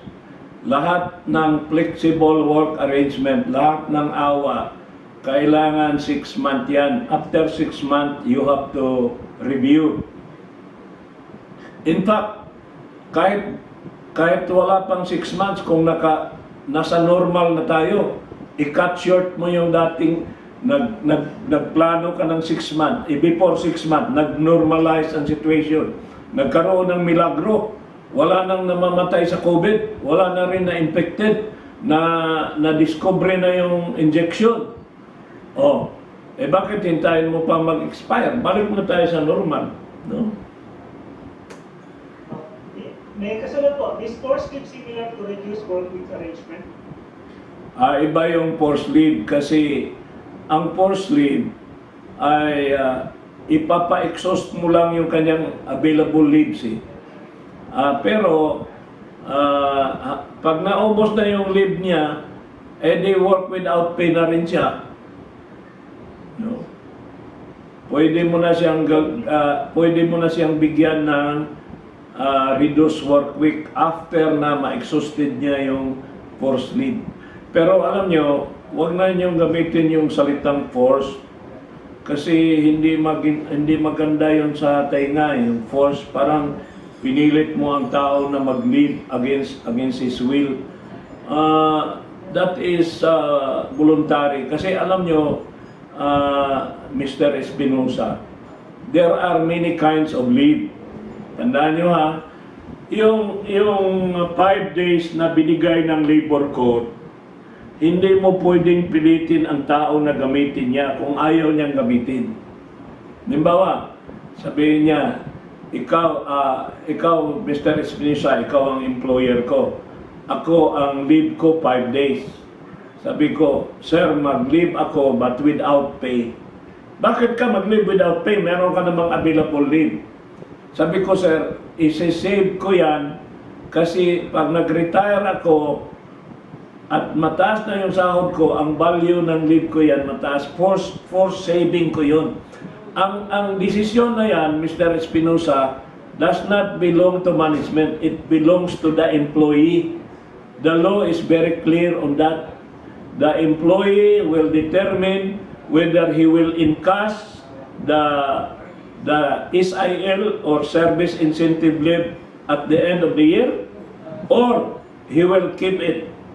So pwede siya magsabi, mag-leave without pay na lang ako, pero kailangan bigyan mo ako ng approval kasi hindi man ako pwedeng mag-leave na without your approval.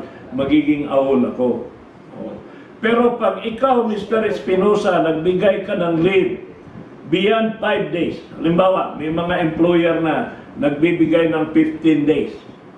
So yung 10 niyan na over 5, pwede yung kontrolin ng management. Pwede niyang sabihin ng management, kailangan gamitin mo itong leave na ito, hindi ako papayag without pay ka. Gamitin mo yan, ubusin mo yan 10 days. Pwede yan, basta ilagay mo sa iyong leave policy. Pero yung 5 days na binigay ng batas, hindi yan pwedeng pakialaman ng management. Whatever is in excess of 5 days, pwede yung pakialaman. Yan. So yung 5 days service incentive po, sa discretion ng employee. So beyond that, discretion po ng management. Yes, sir. Tapos from Janina Alexis D. Gatos, question, if refusal to transfer is insubordination, paano po pag same position but different location, pero hindi po mapayag yung employee? Insubordination pa din po ba yun? Yes. Yes, the Supreme Court decided in a case involving a company in Batangas called Chateau Royal. If you have heard this company, ang Chateau Royal ay isang resort sa Nasugbu yata ito eh. Ang head office nila ay dito sa Makati.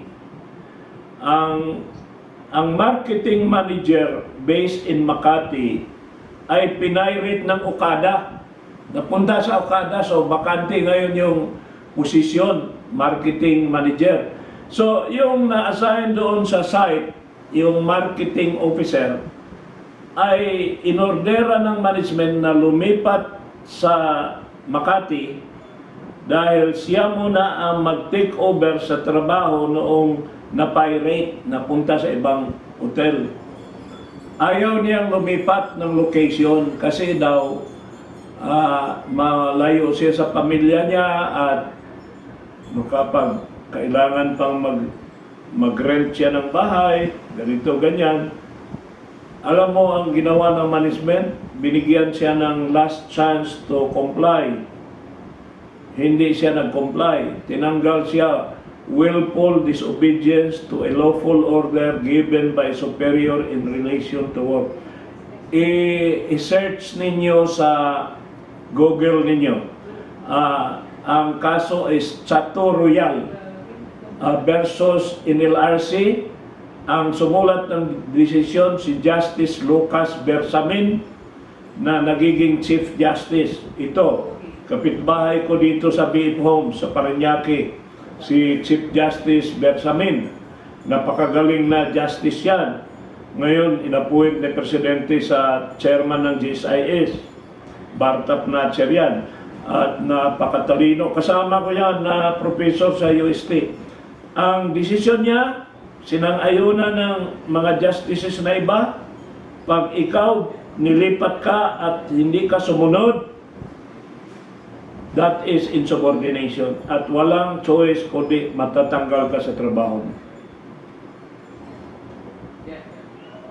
Okay, for reduced workweek, what if the EE is scheduled non-working on Friday, August 28 due to RWW?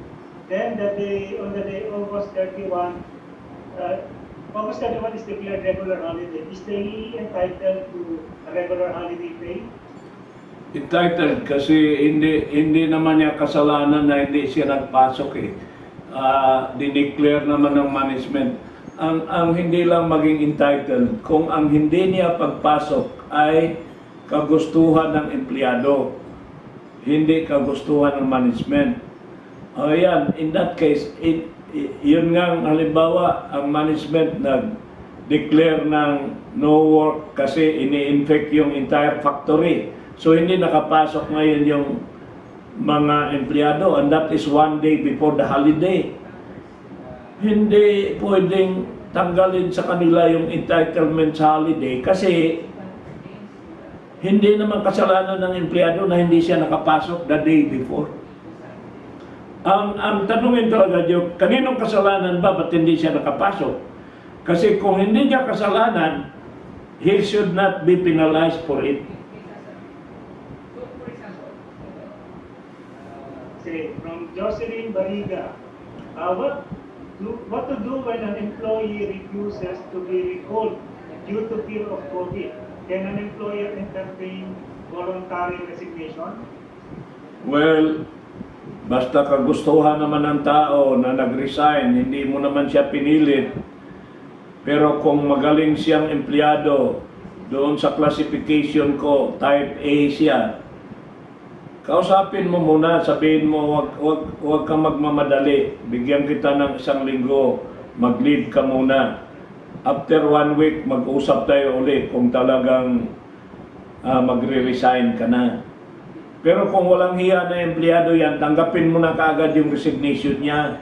Yung kung type C siya, type C. Yung bang suwain, rebelde, maangas, yan. Kaya nga importante yung classification eh. Pagka magaling na empleyado, bigyan mo ng pagkakataon na baka nabigla lang siya. Nahiya na ako, ma'am, na mag-resign na ako kasi hindi talaga ako makareport kasi natatakot ako. If not for myself, natatakot ako para sa mga anak ko kasi baka magdadalat ako ng virus sa bahay. Meron ganun eh. Psychological yan eh. No? Ngayon, intindihin mo siya, sabihin mo, uy, ikaw ang galing mong record dito, ang ganda ng performance mo, huwag ka magmamadali, mahirap maghanap ng trabaho, mag-leave ka muna, bigyan kita ng time, isip-isipin mo. No? Pero kung walang hiya yan, okay, right now, mag-email ka ng resignation, tanggapin kita within 5 minutes.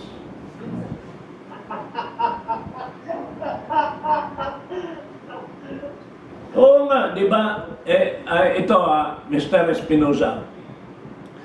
Meron kang girlfriend, mahal na mahal mo. Tapos sinabi, maghiwalay na tayo. Huwag mo munang bilisan ang desisyon mo. Kailangan isip-isipin mo muna, baka hindi ka na makahanap ng tulad ko. Ganon. Pero pag hindi mo naman mahal yun, edi sabihin mo, o sige, kung gano'n ang desisyon mo, hindi kita iniwalayan, ikaw nag-iwalay, so tinatanggap ko na ang desisyon mo. Right then and there. Depende yan kung sino yung nagre-resign. All is fair in love and employment. Tama ka. Okay, attorney, may paawa dito. Attorney, pagkatapos po yung 6 months grace period sa temporary closure, pwede ba mag-request ng extension dahil pandemic pa rin? Pwede naman, basta ipaalam mo sa DOLE. Regional Office. Okay po. Tapos, from Romelia, sir, could you amplify your points about the requirement to report to if it is PLE or DOLE? Ano yun? Pagka-retrenchment, if it is retrenchment, redundancy, closure, you need to give 30-day advance notice to the regional office. Regional office, not to the head office of DOLE, not to the NLRC. Notify DOLE in writing and notify the employee in writing. That is a requirement. Now, if it is based on retrenchment, you must have an audited financial statements, suffering financial losses, independent auditor, not the auditor of the company, independent auditor. Then, pag redundancy naman, walang kailangan na financial statement, pero kailangan dyan merong organizational study na nag-install ka ng labor saving device, nag-mechanize ka, nag-computerize ka, so yung trabaho ng 10, 3 na lang ang gagawa, o nag-apply ka ng robotics or artificial intelligence, na bawasan yung need for people. You have to justify it by making a write-up. Making a write-up which you will submit to DOLE 30 days prior to the effectivity. Okay, from Cynthia Palisangan. Sir, regarding conflict of interest, do you consider presence of conflict of interest if I'm working in an NGO and I have a part-time job with another NGO? Ay, hindi naman magkakalaban yung dalawang NGO kung dalawang advocacy niya ang iba-ibang advocacy, hindi naman sila nag-aagawan ng miyembro So there is no conflict of interest. Basta, ito lang ang sasabihin ko sa iyo, you have to inform your original employer. You have to inform. Kasi hindi naman niya matutugunan yung daily income mo. You need to augment your income so that you can manage your cash flow and budget. So you make him understand that this is a temporary arrangement while you are giving me a reduced work week. I need to earn for the days when I have no work with you, so that I can continue to serve my family and to provide livelihood, especially if he is the breadwinner. No? Importante dyan, mag-inform ka. Hindi ka pwedeng kumuha ng another job na hindi mo ni-notify yung iyong main employer. Okay. Follow-up naman, is there a DOLE advisory or circular regarding charging of Wi-Fi and power being charged to the employer? Walang ganon. Tinanong ko lang yan si Secretary Bello Sabi ko, Secretary, sino bang magbabayad ng Wi-Fi? Sabi niya, dapat ang employer. Kasi kung hindi siya babayaran yan, hindi niya makukontak yung tao niya. Oo, totoo lang yun. Practical lang yun. For practical purposes, laging magdadahilan yung tao mo. Sabi, sir, may ng Wi-Fi dito, may ng coverage. Pero pag nilagay mo na yan, for 6 months, bigyan kita. Wala ka ng katuwiran, ha? Oh. Ganon yun. Pareho ng kwan. Pareho ng driver. Tatawagan mo, hindi sumasagot. Sir, kasi sira yung cellphone ko di wala kang panalo doon. Bigyan mo ng cellphone. Ito bibigay ko sa iyo. Pag meron ka pang katuwiran, hindi ko natatanggapin. No? You give him a means so that he will have no reason. No? Ganon yun. Pero, in answer to you, walang advisory na nagsasabi ng ganon. Okay, from Alan Galutera Gascon. Unused vacation or sick leaves are converted to cash in the company at the end of each calendar, this must be calendar year. During this crisis, management implemented alternate work from home, output-based, and reporting to office. PL and SL credit are currently monitored for usage. Can management opt to not convert to cash for this year? Yes, but you have to issue an amendment of your policy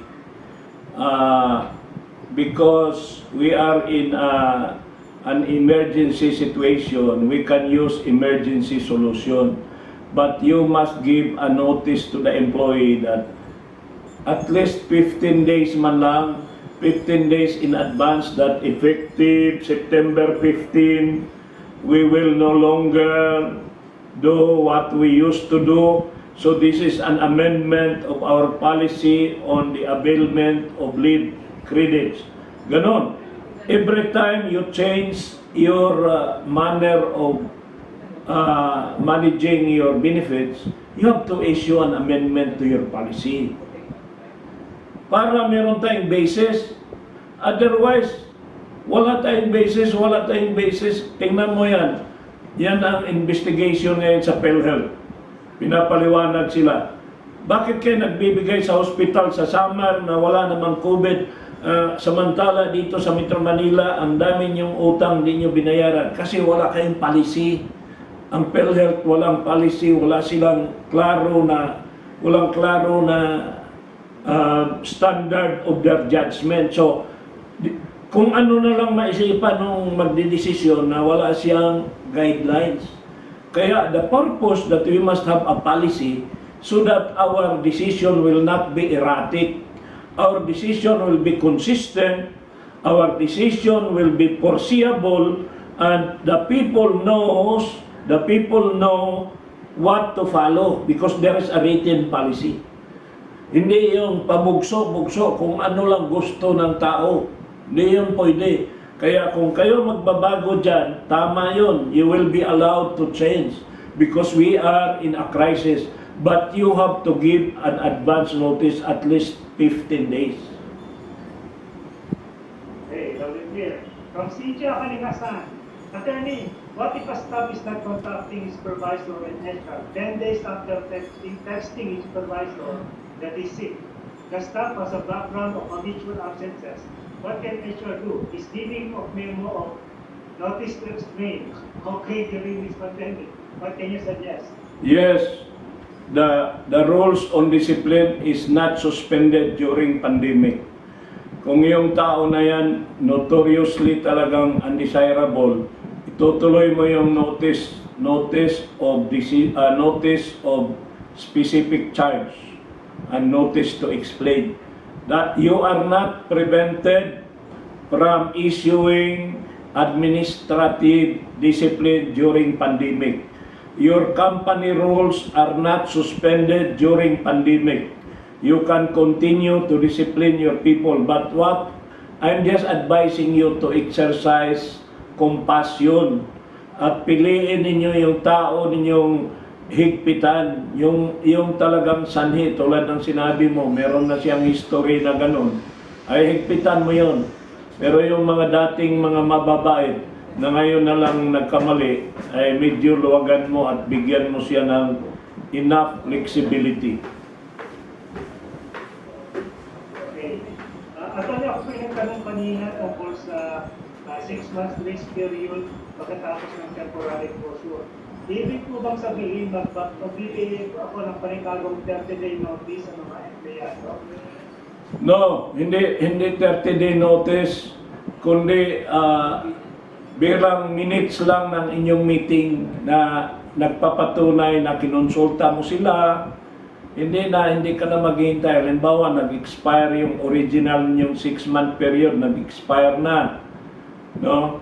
So, mga 5 days before the expiration, mag-meeting kayo by Zoom or whatever, physical meeting. Then maglagay ka ng minutes na kinonsulta mo sila, wala silang objection, this is another 6 months. Walang problema yun. Hindi na yung maghintay ka pa ng 30 days notice. This is an agreement through a meeting which is properly documented and minuted. From my Iya S. Musa Nate, the work from home arrangement is just made optional for employees by the management, only for those employees who have their own computer and internet connection at home. Does management need to pay for the software and hardware? No. I don't think so. No need. Mandate require all employees to report to office as usual there. No need, kasi meron na sila eh. At saka, wala naman tao ngayon na walang computer. Bihira na lang siguro ang tao na walang computer ngayon. Kahit ang mga magnanakaw may computer, kahit yung pulubi nga nagpe-Facebook eh. So, bihira na, konti na lang yung bibigyan mo kung meron man. Don't worry, meron nga iba sa cellphone lang eh. Pwede na mag-Zoom meeting sa cellphone lang eh. O, di ba? Oh, meron ngayon, ma-attend sa seminar natin, Mr. Espinosa, na sa cellphone lang. Oh. Wag na ninyong isipin yung magbibigay pa kayo ng laptop. Ako lang, nilagay ko lang doon yun kasi kung may mga tao talagang naiwan pa sa mundo na walang means, isipin mo lang ha, Mr. Espinosa, kahit ang mga elementary ngayon, kaya na-postpone yung opening ng public schools kasi gusto nila na ang mga teacher magpadala ng mga module sa mga bahay-bahay pagkatapos idadaan sa digital platform. Hindi naman lahat ng mga tao maka-afford ng laptop. Yung iba, cellphone. Doon sa amin sa Cebu, radyo. Ngayon, hindi pa nahanda lahat. Kaya pinuspon Naging October na yung August During the ECP po, we asked the employees to exhaust the BLNSL. Since you mentioned that it is the discretion of the employee to use the SIL, does it mean po that it should not be part of the exhausted and is convertible to cash? Yes. If the employee decides not to use the 5 days, 5 days lang naman Kung 16 days yung binigay, 5 days lang yung hindi dapat pilitin ang empleyado. All the rest, pwede ninyong pilitin. So, wag na lang ninyong pilitin yung binigay ng batas kasi hindi yun bigay ng management, bigay ng batas yun. So, whatever is in excess of 5 days, pwede ninyong pilitin siya. Okay, from Raymar Ibarra Barredo, good afternoon. Paano po if all our employees are monthly paid? Pwede po ba namin i-implement yung no work, no pay policy because nalalugi na po ang company? Yes, the no pay policy applies also to monthly pay.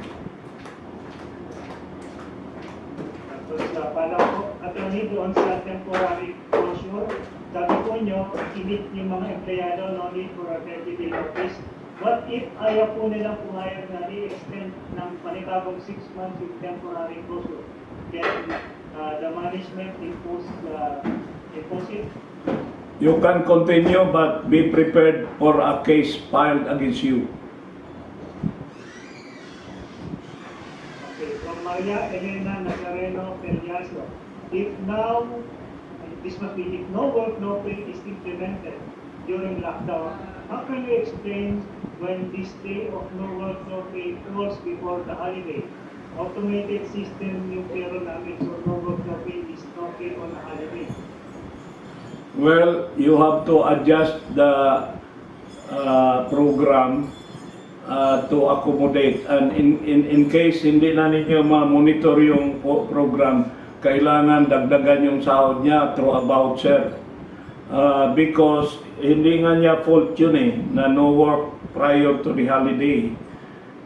I still insist what the law provides and what are the decisions of the court, that if it is not the fault of the employee that he was not able to work prior to the holiday, he should be paid the holiday pay. Now, if your program, if your computer does not accommodate that, then you have to do the manual payment of additional 1 day for holiday pay. Okay, from Josefina Verbo Cabrera, do we need to give a written agreement, flexible work arrangement to each employee and include in the reporting of RDS for file to be submitted to DOLE? Only the minutes of meeting, because it's very difficult to get the signature of the employee, especially if they are not reporting to the office, no? So the minutes of the meeting where you put all the names of the persons who are virtually attending, and then there was no objection, that is already in effect an agreement, and you can attach that to your report to DOLE. From Erica Pelis Marquez. For senior citizens or employees with medical condition who were not allowed to go to work and cannot be given any other task, what can be done to justify their employment? They are on vacation or on leave without pay. And then by the end of December, if our situation will not improve, you talk to that person to get an early retirement or what we call medical separation, when his continued employment poses a danger to himself or his fellow employees, as certified by a public health physician. He will be entitled to separation pay.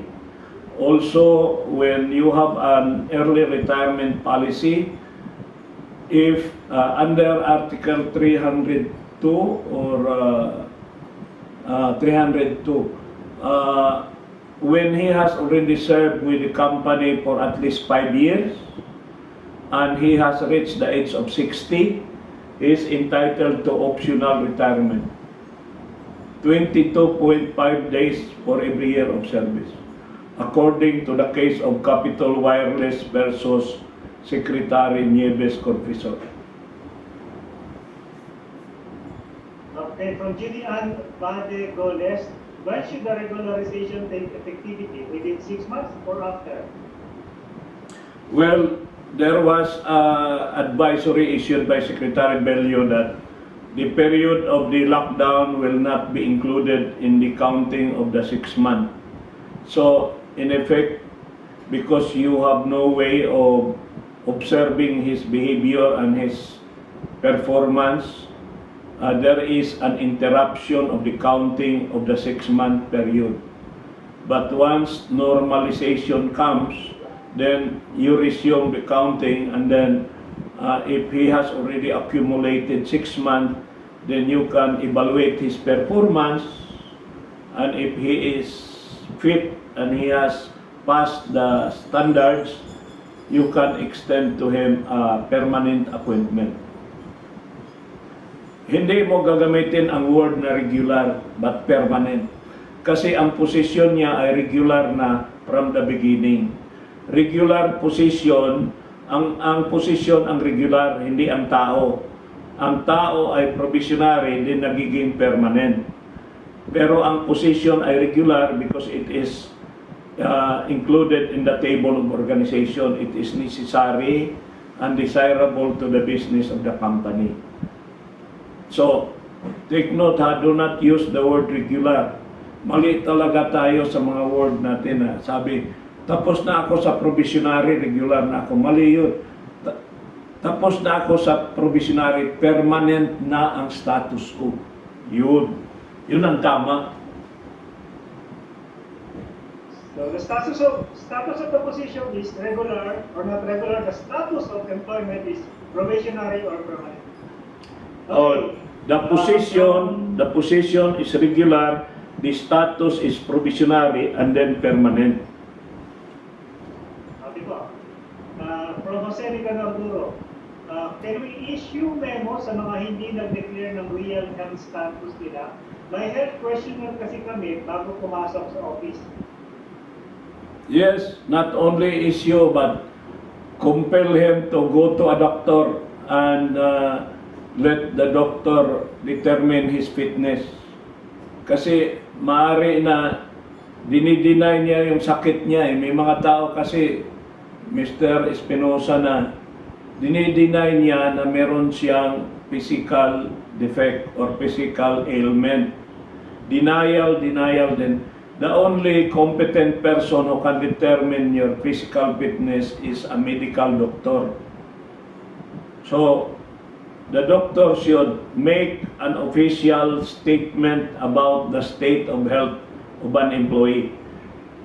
Yung bang, ang tinatanong niya ay, pwede mo ba siyang i-compel na tanggapin niyang may sakit siya? Hindi naman competent yung empleyado na yun na mag-declare kung ano ang medical status niya. he has to go to an expert, which is a doctor, to declare what is his medical status. Okay, from Erica Perez Marquez. It was mentioned that rejection of transfer of work is considered willful disobedience and can be used as a cause for termination. How about transfer of location? How about refusal to physically go to work in a blended workforce? Pag refusal to report for work at ang tao na yan ay type A, dahil mabait naman dati yan, ay idaan mo muna sa counseling bago mo siya isyuhan ng memo for insubordination. Pero kung dati na yung hunghang, dati na yung suwain, dati ng rebelde, diretsuhin mo na siya, isyuhan mo na siya ng memo na charging him of insubordination. Kaya nga, pabalik-balik ako hindi mo pwedeng pareho ang approach sa lahat ng tao Meron kang tao na gustong i-save. Kahit ang Panginoon natin, hindi pareho ang treatment sa atin pagdating ng panahon.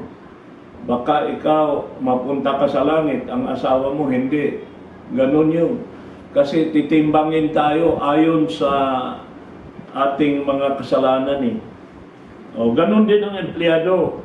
Huwag niyong parehasin ang approach niyo sa lahat ng empleyado kasi hindi sila magkapareho. Okay, so we have shift, we have good. Okay, from follow ni Erica Perez Marquez, and bonuses be cancelled using financial constraints due to COVID? Well, diminution of pay, meron tayong mga exception dyan. Ang Article 100 kasi pinagbawal na yung mga benepisyo ay bigla na lang i-cancel. So, ang cancellation should be subject to the agreement of both parties. Ngayon, kung itigil ninyo yung bonus na yan, kakasuhan kayo ng money claims. Pero kung ang pagbigay ninyo ng bonus ay may policy na magiging due and demandable lang ang bonus if there is surplus or profit of the company. Ang masama kasi, Mr. Espinosa, noong panahon na hindi pa panahon ng kagipitan, bigay ng bigay ang kumpanya at saka ang pagbigay ng kumpanya walang memo, walang policy. So nagiging company practice. Pag nagiging company practice na at i-withdraw mo unilaterally, kakasuhan ka ngayon ng diminution of benefits. Pero sana in the future, kung mamigay kayo ng policy na hindi naman hinihingi ng batas, bonus hindi naman niya hinihingi ng batas, ang bonus 13-month pay, iba. Ang 13-month pay mandatory yun. Pero pag nagbibigay pa kayo ng ibang bonus other than 13-month pay, ang 13-month pay hindi mo pwedeng withdraw yun. Talagang kakasuhan ka. Pero ang bonus, depende yan kung ang pagbigay mo may kondisyon. Pag walang kondisyon at hindi mo ngayon ibigay yan, whatever is your reason, kakasuhan ka talaga ng money claims niyan. Okay, from Judeline Hovel. Good afternoon. Hanggang ilang buwan ang maximum na pwede ang leave without pay? 6 months. Okay, tapos meron pong question. Sir, possible po ba mag-reduce ng work hours from 12 hours to 8 hours para sa lahat ng direct agency workers? Ang problem lang po ay hindi lahat ng departments ay mag-reduce ng working hours dahil dito ay may ilang direct employees na mababawasan ng hours of work at may ilang agency workers na di mababawasan ng working hours kasi di po sila kasama sa department na mag-reduce ng working hours. Pwede yan. That can be justified because there are departments that should continue operating and there are departments that are not required to operate Ang kuan lang dyan, ang issue dyan is, bakit mo bigyan ng priority yung mga contractuals, yung mga outsource, samantala yung organic employees mo ay na napipinsala. Madali lang namang sagutan kasi hindi sila sa department na yun. No? Ang department lang na yun ang nangangailangan talaga mag-overtime. That can be justified. Okay, from Elena Padilla, pwede po bang pilitin ng employees na pumasok? Since almost 2 months na hindi nagre-report due to pandemic, ano kung pwedeng action ng employer? I think this was partly answered earlier. Yes, ngayon dahil GCQ na tayo, pwede na siyang pilitin at kung hindi siya sumusunod, i-due process mo na yan sa insubordination. Pero alalahanin mo, kung sa mga nakaraang panahon, matino na tao yan, idaan mo muna sa counseling bago mo siya idaan sa stricto na technical approach. Yes, as attorney has underscored, measure first if it is a Class A or Class B employee. If it is a Class A employee, then try to employ counseling first. Okay, from Neda Raves. With regard to redundancy, we retired our senior officers who are about 60 years old. Will their retirement be tax exempted considering this is their second retirement? In relation to that, we were not able to report to DOLE 30 days before effectivity, but the retirees are aware of the redundancy program ahead. Can that DOLE report be waived when it comes to filing for certificate of tax exemption? First of all, you cannot waive the notice to DOLE. Second, you should not confuse retirement with redundancy. Iba ang redundancy sa retrenchment, redundancy, iba sa retirement. Iba ang batas ng retirement sa redundancy. Ang retirement ay depende sa length of service at saka sa age. Ang redundancy ay hindi na kailangan yung serbisyo niya because you have reduced manpower or you have reduced the volume of your business. So, huwag mong paghaluin yung dalawang konsepto. Konsepto ng retirement at konsepto ng redundancy ay magkaiba. Ang redundancy nasa Article 298. Ang retirement nasa Article 302. Okay, from Parvati Agato, after the 6 months maximum duration, can you extend the implementation of the use for free? Yes. So what are the required documentary requirements? The same yung pareho nung una. Mag-meeting ka, i-minute mo yung meeting, din i-inform mo yung DOLE. Okay, from Jose Nicanor Duro. Follow-up question kanina regarding employee status. Ay yung GCQ bawal sa amin ang pumasok sa office kung may flu-like symptoms. May mga employees na ayaw mag-leave, so hindi nila dinideclare sa hospital na meron silang report or fever. Alam nyo, sa gate pa lang, kailangan may gadget kayo na ma-detect ninyo yung may fever. Alam nyo, ang requirement niya na sa gate high, the employee who enters the gate must answer 3 questions. First question, do you have a symptom of coughing, elevated temperature, muscle pains, and so on and so forth? If the answer is yes, management has the right not to admit that person. Sa gate pa lang, hindi na siya makapasok. Pangalawa, tanong, do you have a member in your family living in the same house who has been tested positive? Pag ang answer ang yes, hindi na naman siya makapasok. Pangatlo, have you ever had contact with a returning OFW in the last 14 days? Pag yes, hindi na naman siya makapasok. Ganun yun. i-declare niya o hindi, dapat ikaw management, you have a way of detecting it. Kaya yung nurse ninyo, patrabahuin nyo sa gate sa umaga, kasama yung gwardya. At meron yung gadget na titingnan yung temperatura ng tao. So, you don't have to ask him, may lagnat ka ba o hindi. Makikita na yan doon sa gadget. Okay. If you are under work from home arrangement, then a pay cut be implemented by the employer. What? I think he's involved in work from home arrangement. Then, if you are under work from home arrangement, then a pay cut be implemented by the employer. Pay cut? No. There should be no pay cut because you are still rendering service. Any reduction of salary will be a violation of Article 100 of the Labor Code. Okay. How about employees who don't want to sign with the agreement regarding the reduced working or other alternative work arrangement? He does not have to sign. Ang sabi ko, minutes lang eh.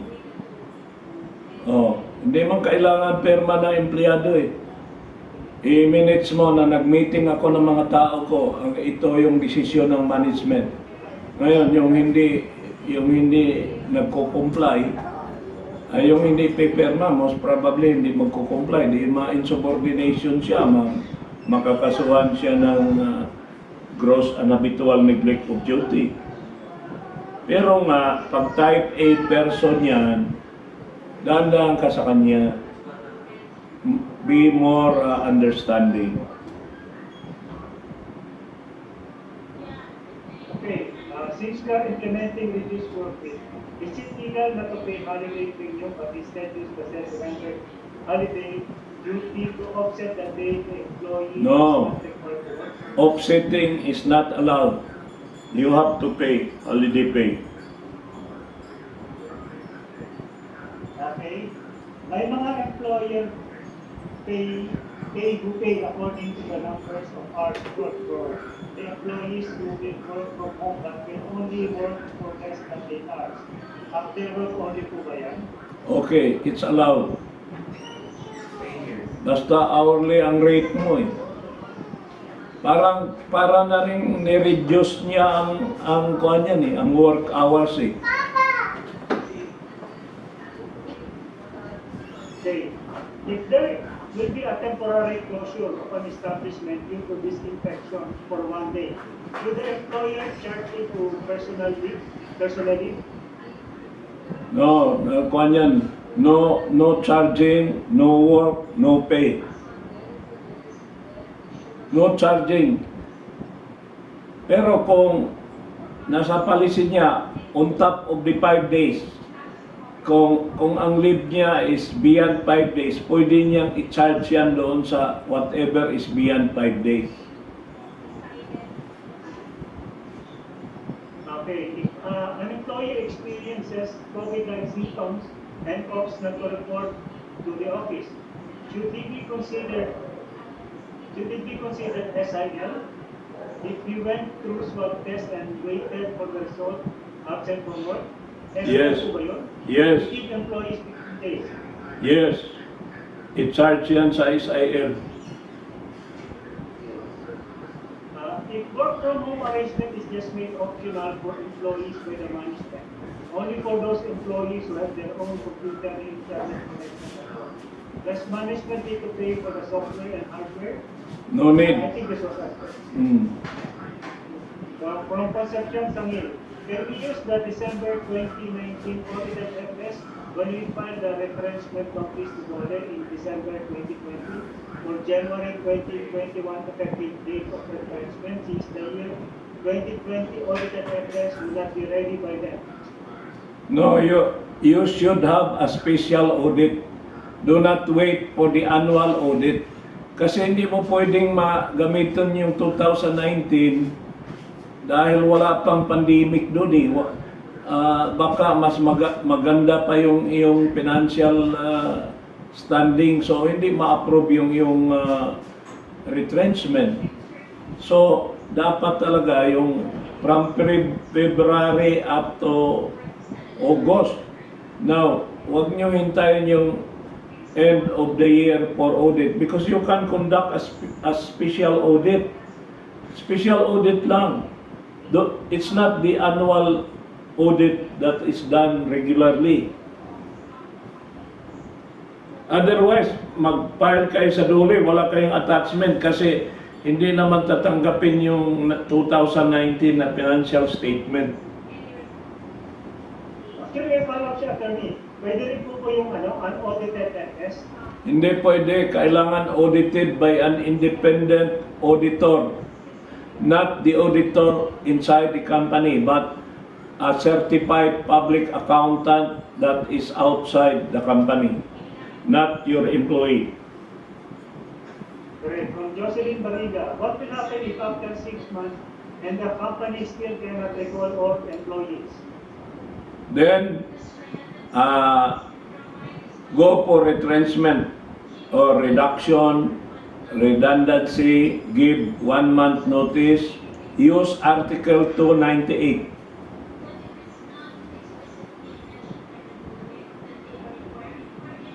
Okay, from Rachel Indico Magdamar. For us to ensure the safety of the majority of employees, there are some employees who are advised by a company physician to undergo a 14-day quarantine due to cases concerning the pandemic. Are we not violating the rights of the employee of the use of the leave? No, you are trying to save the others, more than one. You sacrifice one person 14 days because you want to save all the rest. You are doing the right thing. Okay, from Olivia Dulce Cornejo, management decided to reduce work week from 6 to 5 days. Can we reduce the pay accordingly to permanent employee? Oh, sorry. Anonymous pa. Kung reduce work week, meron talaga yung reduction in pay. Pero kung compress work week, walang reduction in pay. Okay, I think along this line, somebody made this question. What if you are already implementing the reduced work arrangement without submitting report to DOLE? Can we still submit a report immediately this late? Yes, better late than never. Hi, Attorney, if the ER has failed to present any concrete plan and solution for the resumption of work after 5 months since the start of the pandemic, what would be your best advice for the EEs who experience no work, no pay during this period? If the Another job is not feasible for them. employer, ER is employer, EE is employee. Di ba? So, kung walang plano yung employer, tapos natapos na yung 6 months, then upon the completion of the 6 months, if there is no improvement in the situation and the financial standing of the employer has deteriorated, then you can adopt any of the measures under Article 298, which includes reduction of employees through retrenchment or redundancy, or even partial closure or total closure. You must evaluate which one is more appropriate to your problem. That is authorized under Article 298 of the Labor Code. Okay. From Remedios Heidi Bernardo, I think you should participate earlier. Good afternoon. During this pandemic, may we allow our employees to look for help sideline to augment their financial needs? But is it proper to tell the employee that once the employer has requested the employee to report for work, especially if they are on-call duty, they should prioritize their main employer's work request? Yes, Employees should not question the employer on the change of schedule if it is needed and required in operation. Tama po ba? tama yun, kasi kahit sila binigyan natin ng karapatan na maghanap buhay, ang primary responsibility nila ay nananatili sa main employer nila. So once they are called because of the needs of the service, they have to leave behind their sideline and go back to the principal employer. Okay, from Marjorie Jovel de Guzman, alam po ba ang isang employee na nag-OT ng regular day, then i-file ng offsetting? Hindi pwede ang offsetting. Offsetting is not allowed by law. Okay. At saka hindi pwedeng mag-overtime yan kung walang paintulot ng management.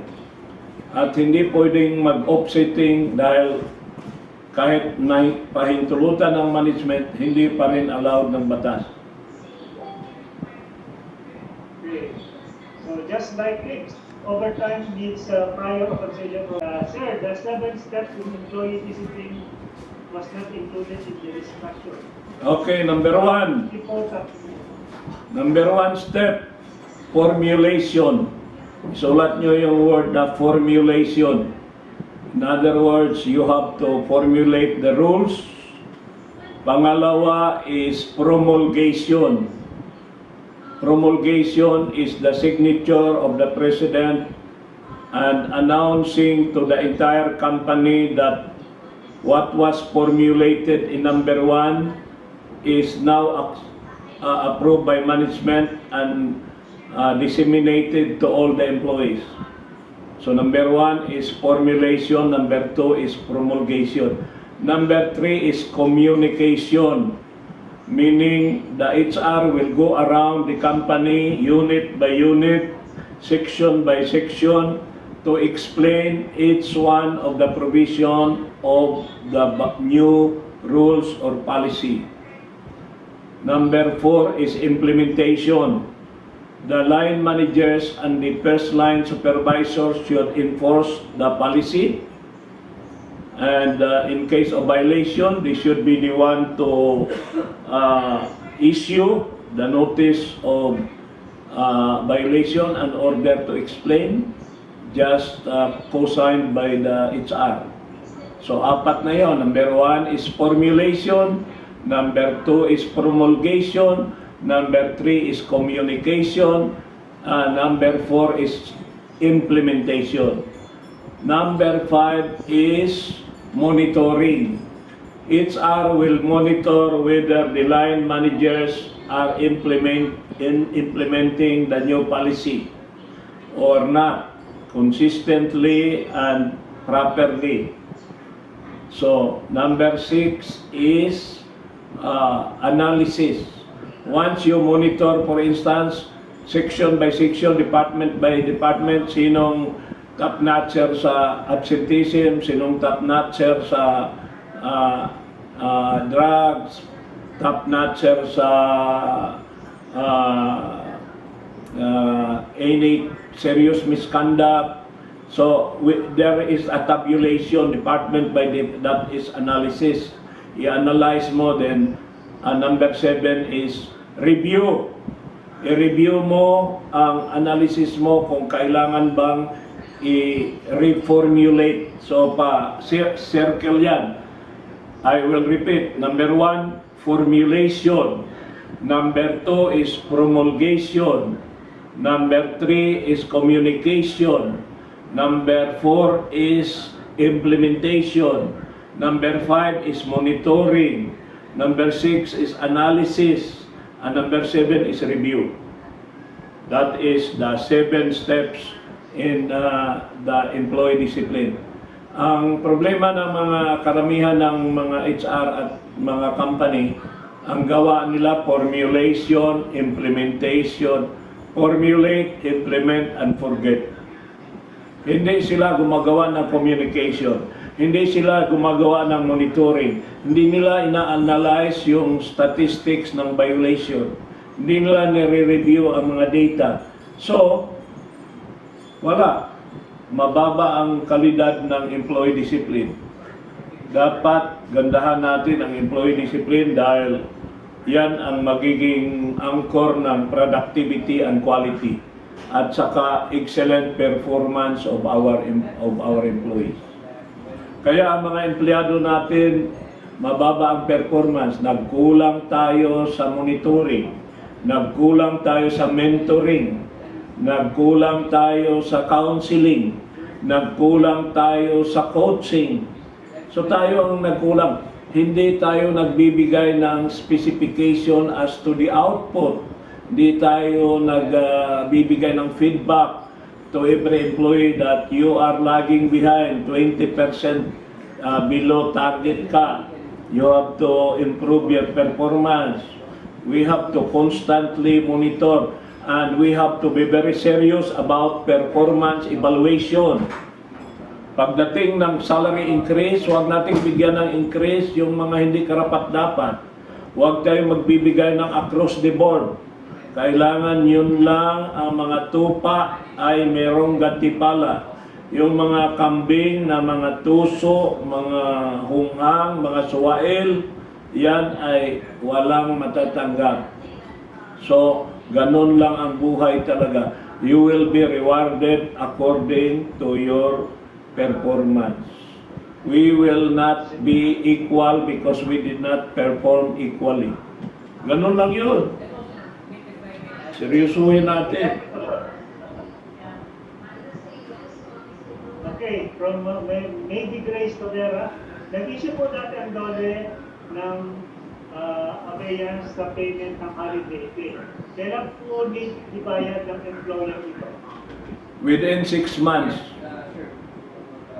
Huwag naman yung patagalin ng forever kasi walang forever. Since we are on a work from home base, we are work from home based on output. Entitled pa rin po bang bayaran ng holidays? Yes, regardless of whether based on hours or based on output, still entitled to holiday pay. Basahin nyo ang Article 82 ng Book 3 kasi yun lang ang exempted. Ang mga exempted lang ay nandoon, managerial employees, yung mga yung nasa personal service to the management, yung mga kasambahay, they are not entitled to holiday pay, government employees. Pero yung mga ganon, even if they are paid on piece rate, they are still entitled to holiday pay. Okay. Sabi po ng Bayanihan Act 2, employer is to provide shelter. Pwede po bang maghingi ang employer ng konting share sa mga employees? Well, alam nyo, yan ang ginagawa nilang batas na hindi mahirap na implement. Alam mo, kawawa naman yung mga employer. Mabuti kung kasing laki ka ng San Miguel, PLDT, Meralco, they can afford to do that. Pero pag mga micro, tapos hingian nila ng shuttle bus, napakahirap i-implement yan. So kung ang empleyado hinihingian ng management to contribute, okay lang yan para sa akin kasi mamamasahe din naman sila kung walang shuttle eh. So ito, pagsamasamahin na lang natin at huwag na silang magreklamo kasi talagang sharing of the burden. Kung ang employer na lang lahat ang sasagot ng lahat na yan, sa dami-daming hirap ng employer, bibili pa ng katakot-takot ng alcohol at kailangan pang maghugas ng every how many hours, gastos lahat ng tubig, pati sabon. Meron pang mask, kailangan bilhin ng employer. Sa lahat na yan, ang income naman ng employer ay bumababa dahil bumababa ang negosyo. Huwag naman natin masyadong gipitin. Kaya yung gumawa ng mga bayanihan na yan, ng mga senador, dapat inisip nila na 95% of all our employers in the whole Philippines are medium scale, small scale, and micro enterprises who cannot afford. Kung mga giant companies yan, kayang-kaya yan, shuttle bus na yan, walang problema yan. Nako, kung mangingi kayo sa employee ninyo, sa tingin ko, tama yung ginagawa nyo. You are just asking them to contribute. Kung ayaw nila, di huwag sila sumakay.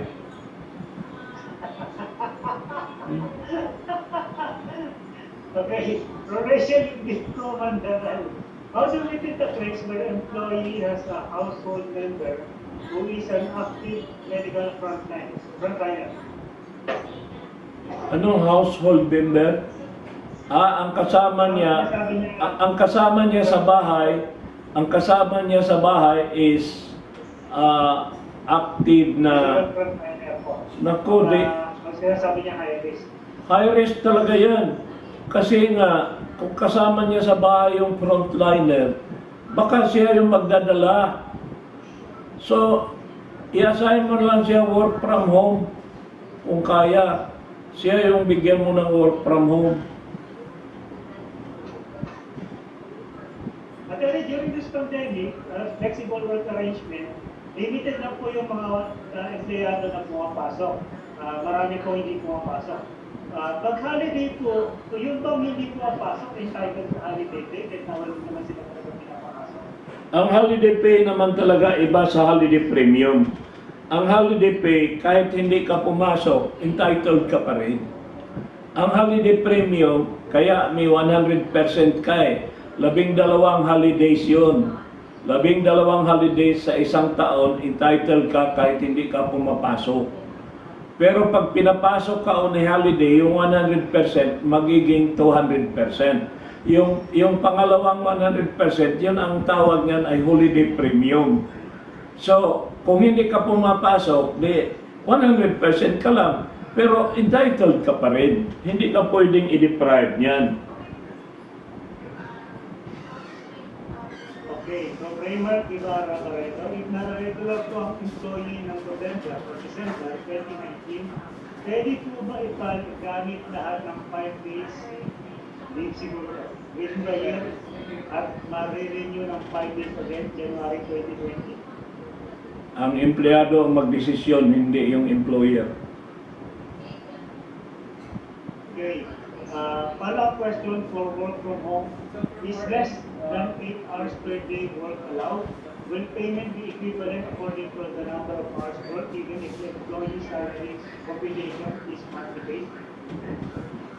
You can transform a monthly pay during the pandemic into an hourly pay, but you cannot reduce the total pay for the month because that will constitute as violation of Article 100.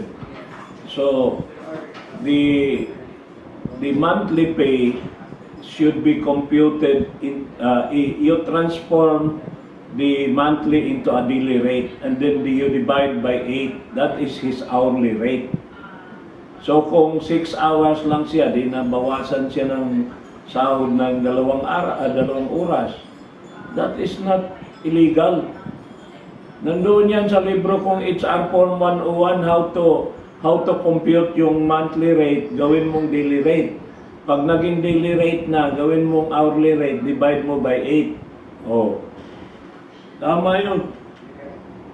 Every HR must have the flow. Just call Luli, 8470105. Now, it's also from Raymond Ibarra Barreto. Example po, we are on a compressed working hours na po. Then we are working on 12 hours. If may exceeding hours po sila na nagtrabaho, pwede po ba sila bayaran na regular rate lang? If nag-agree naman po ang mga employees? Overtime rate na sana yan eh. Pero kung mag-agree sila, hindi sila mag-file. Pero may maraming empleyado na nag-agree tapos nasulsula, nagpa-file.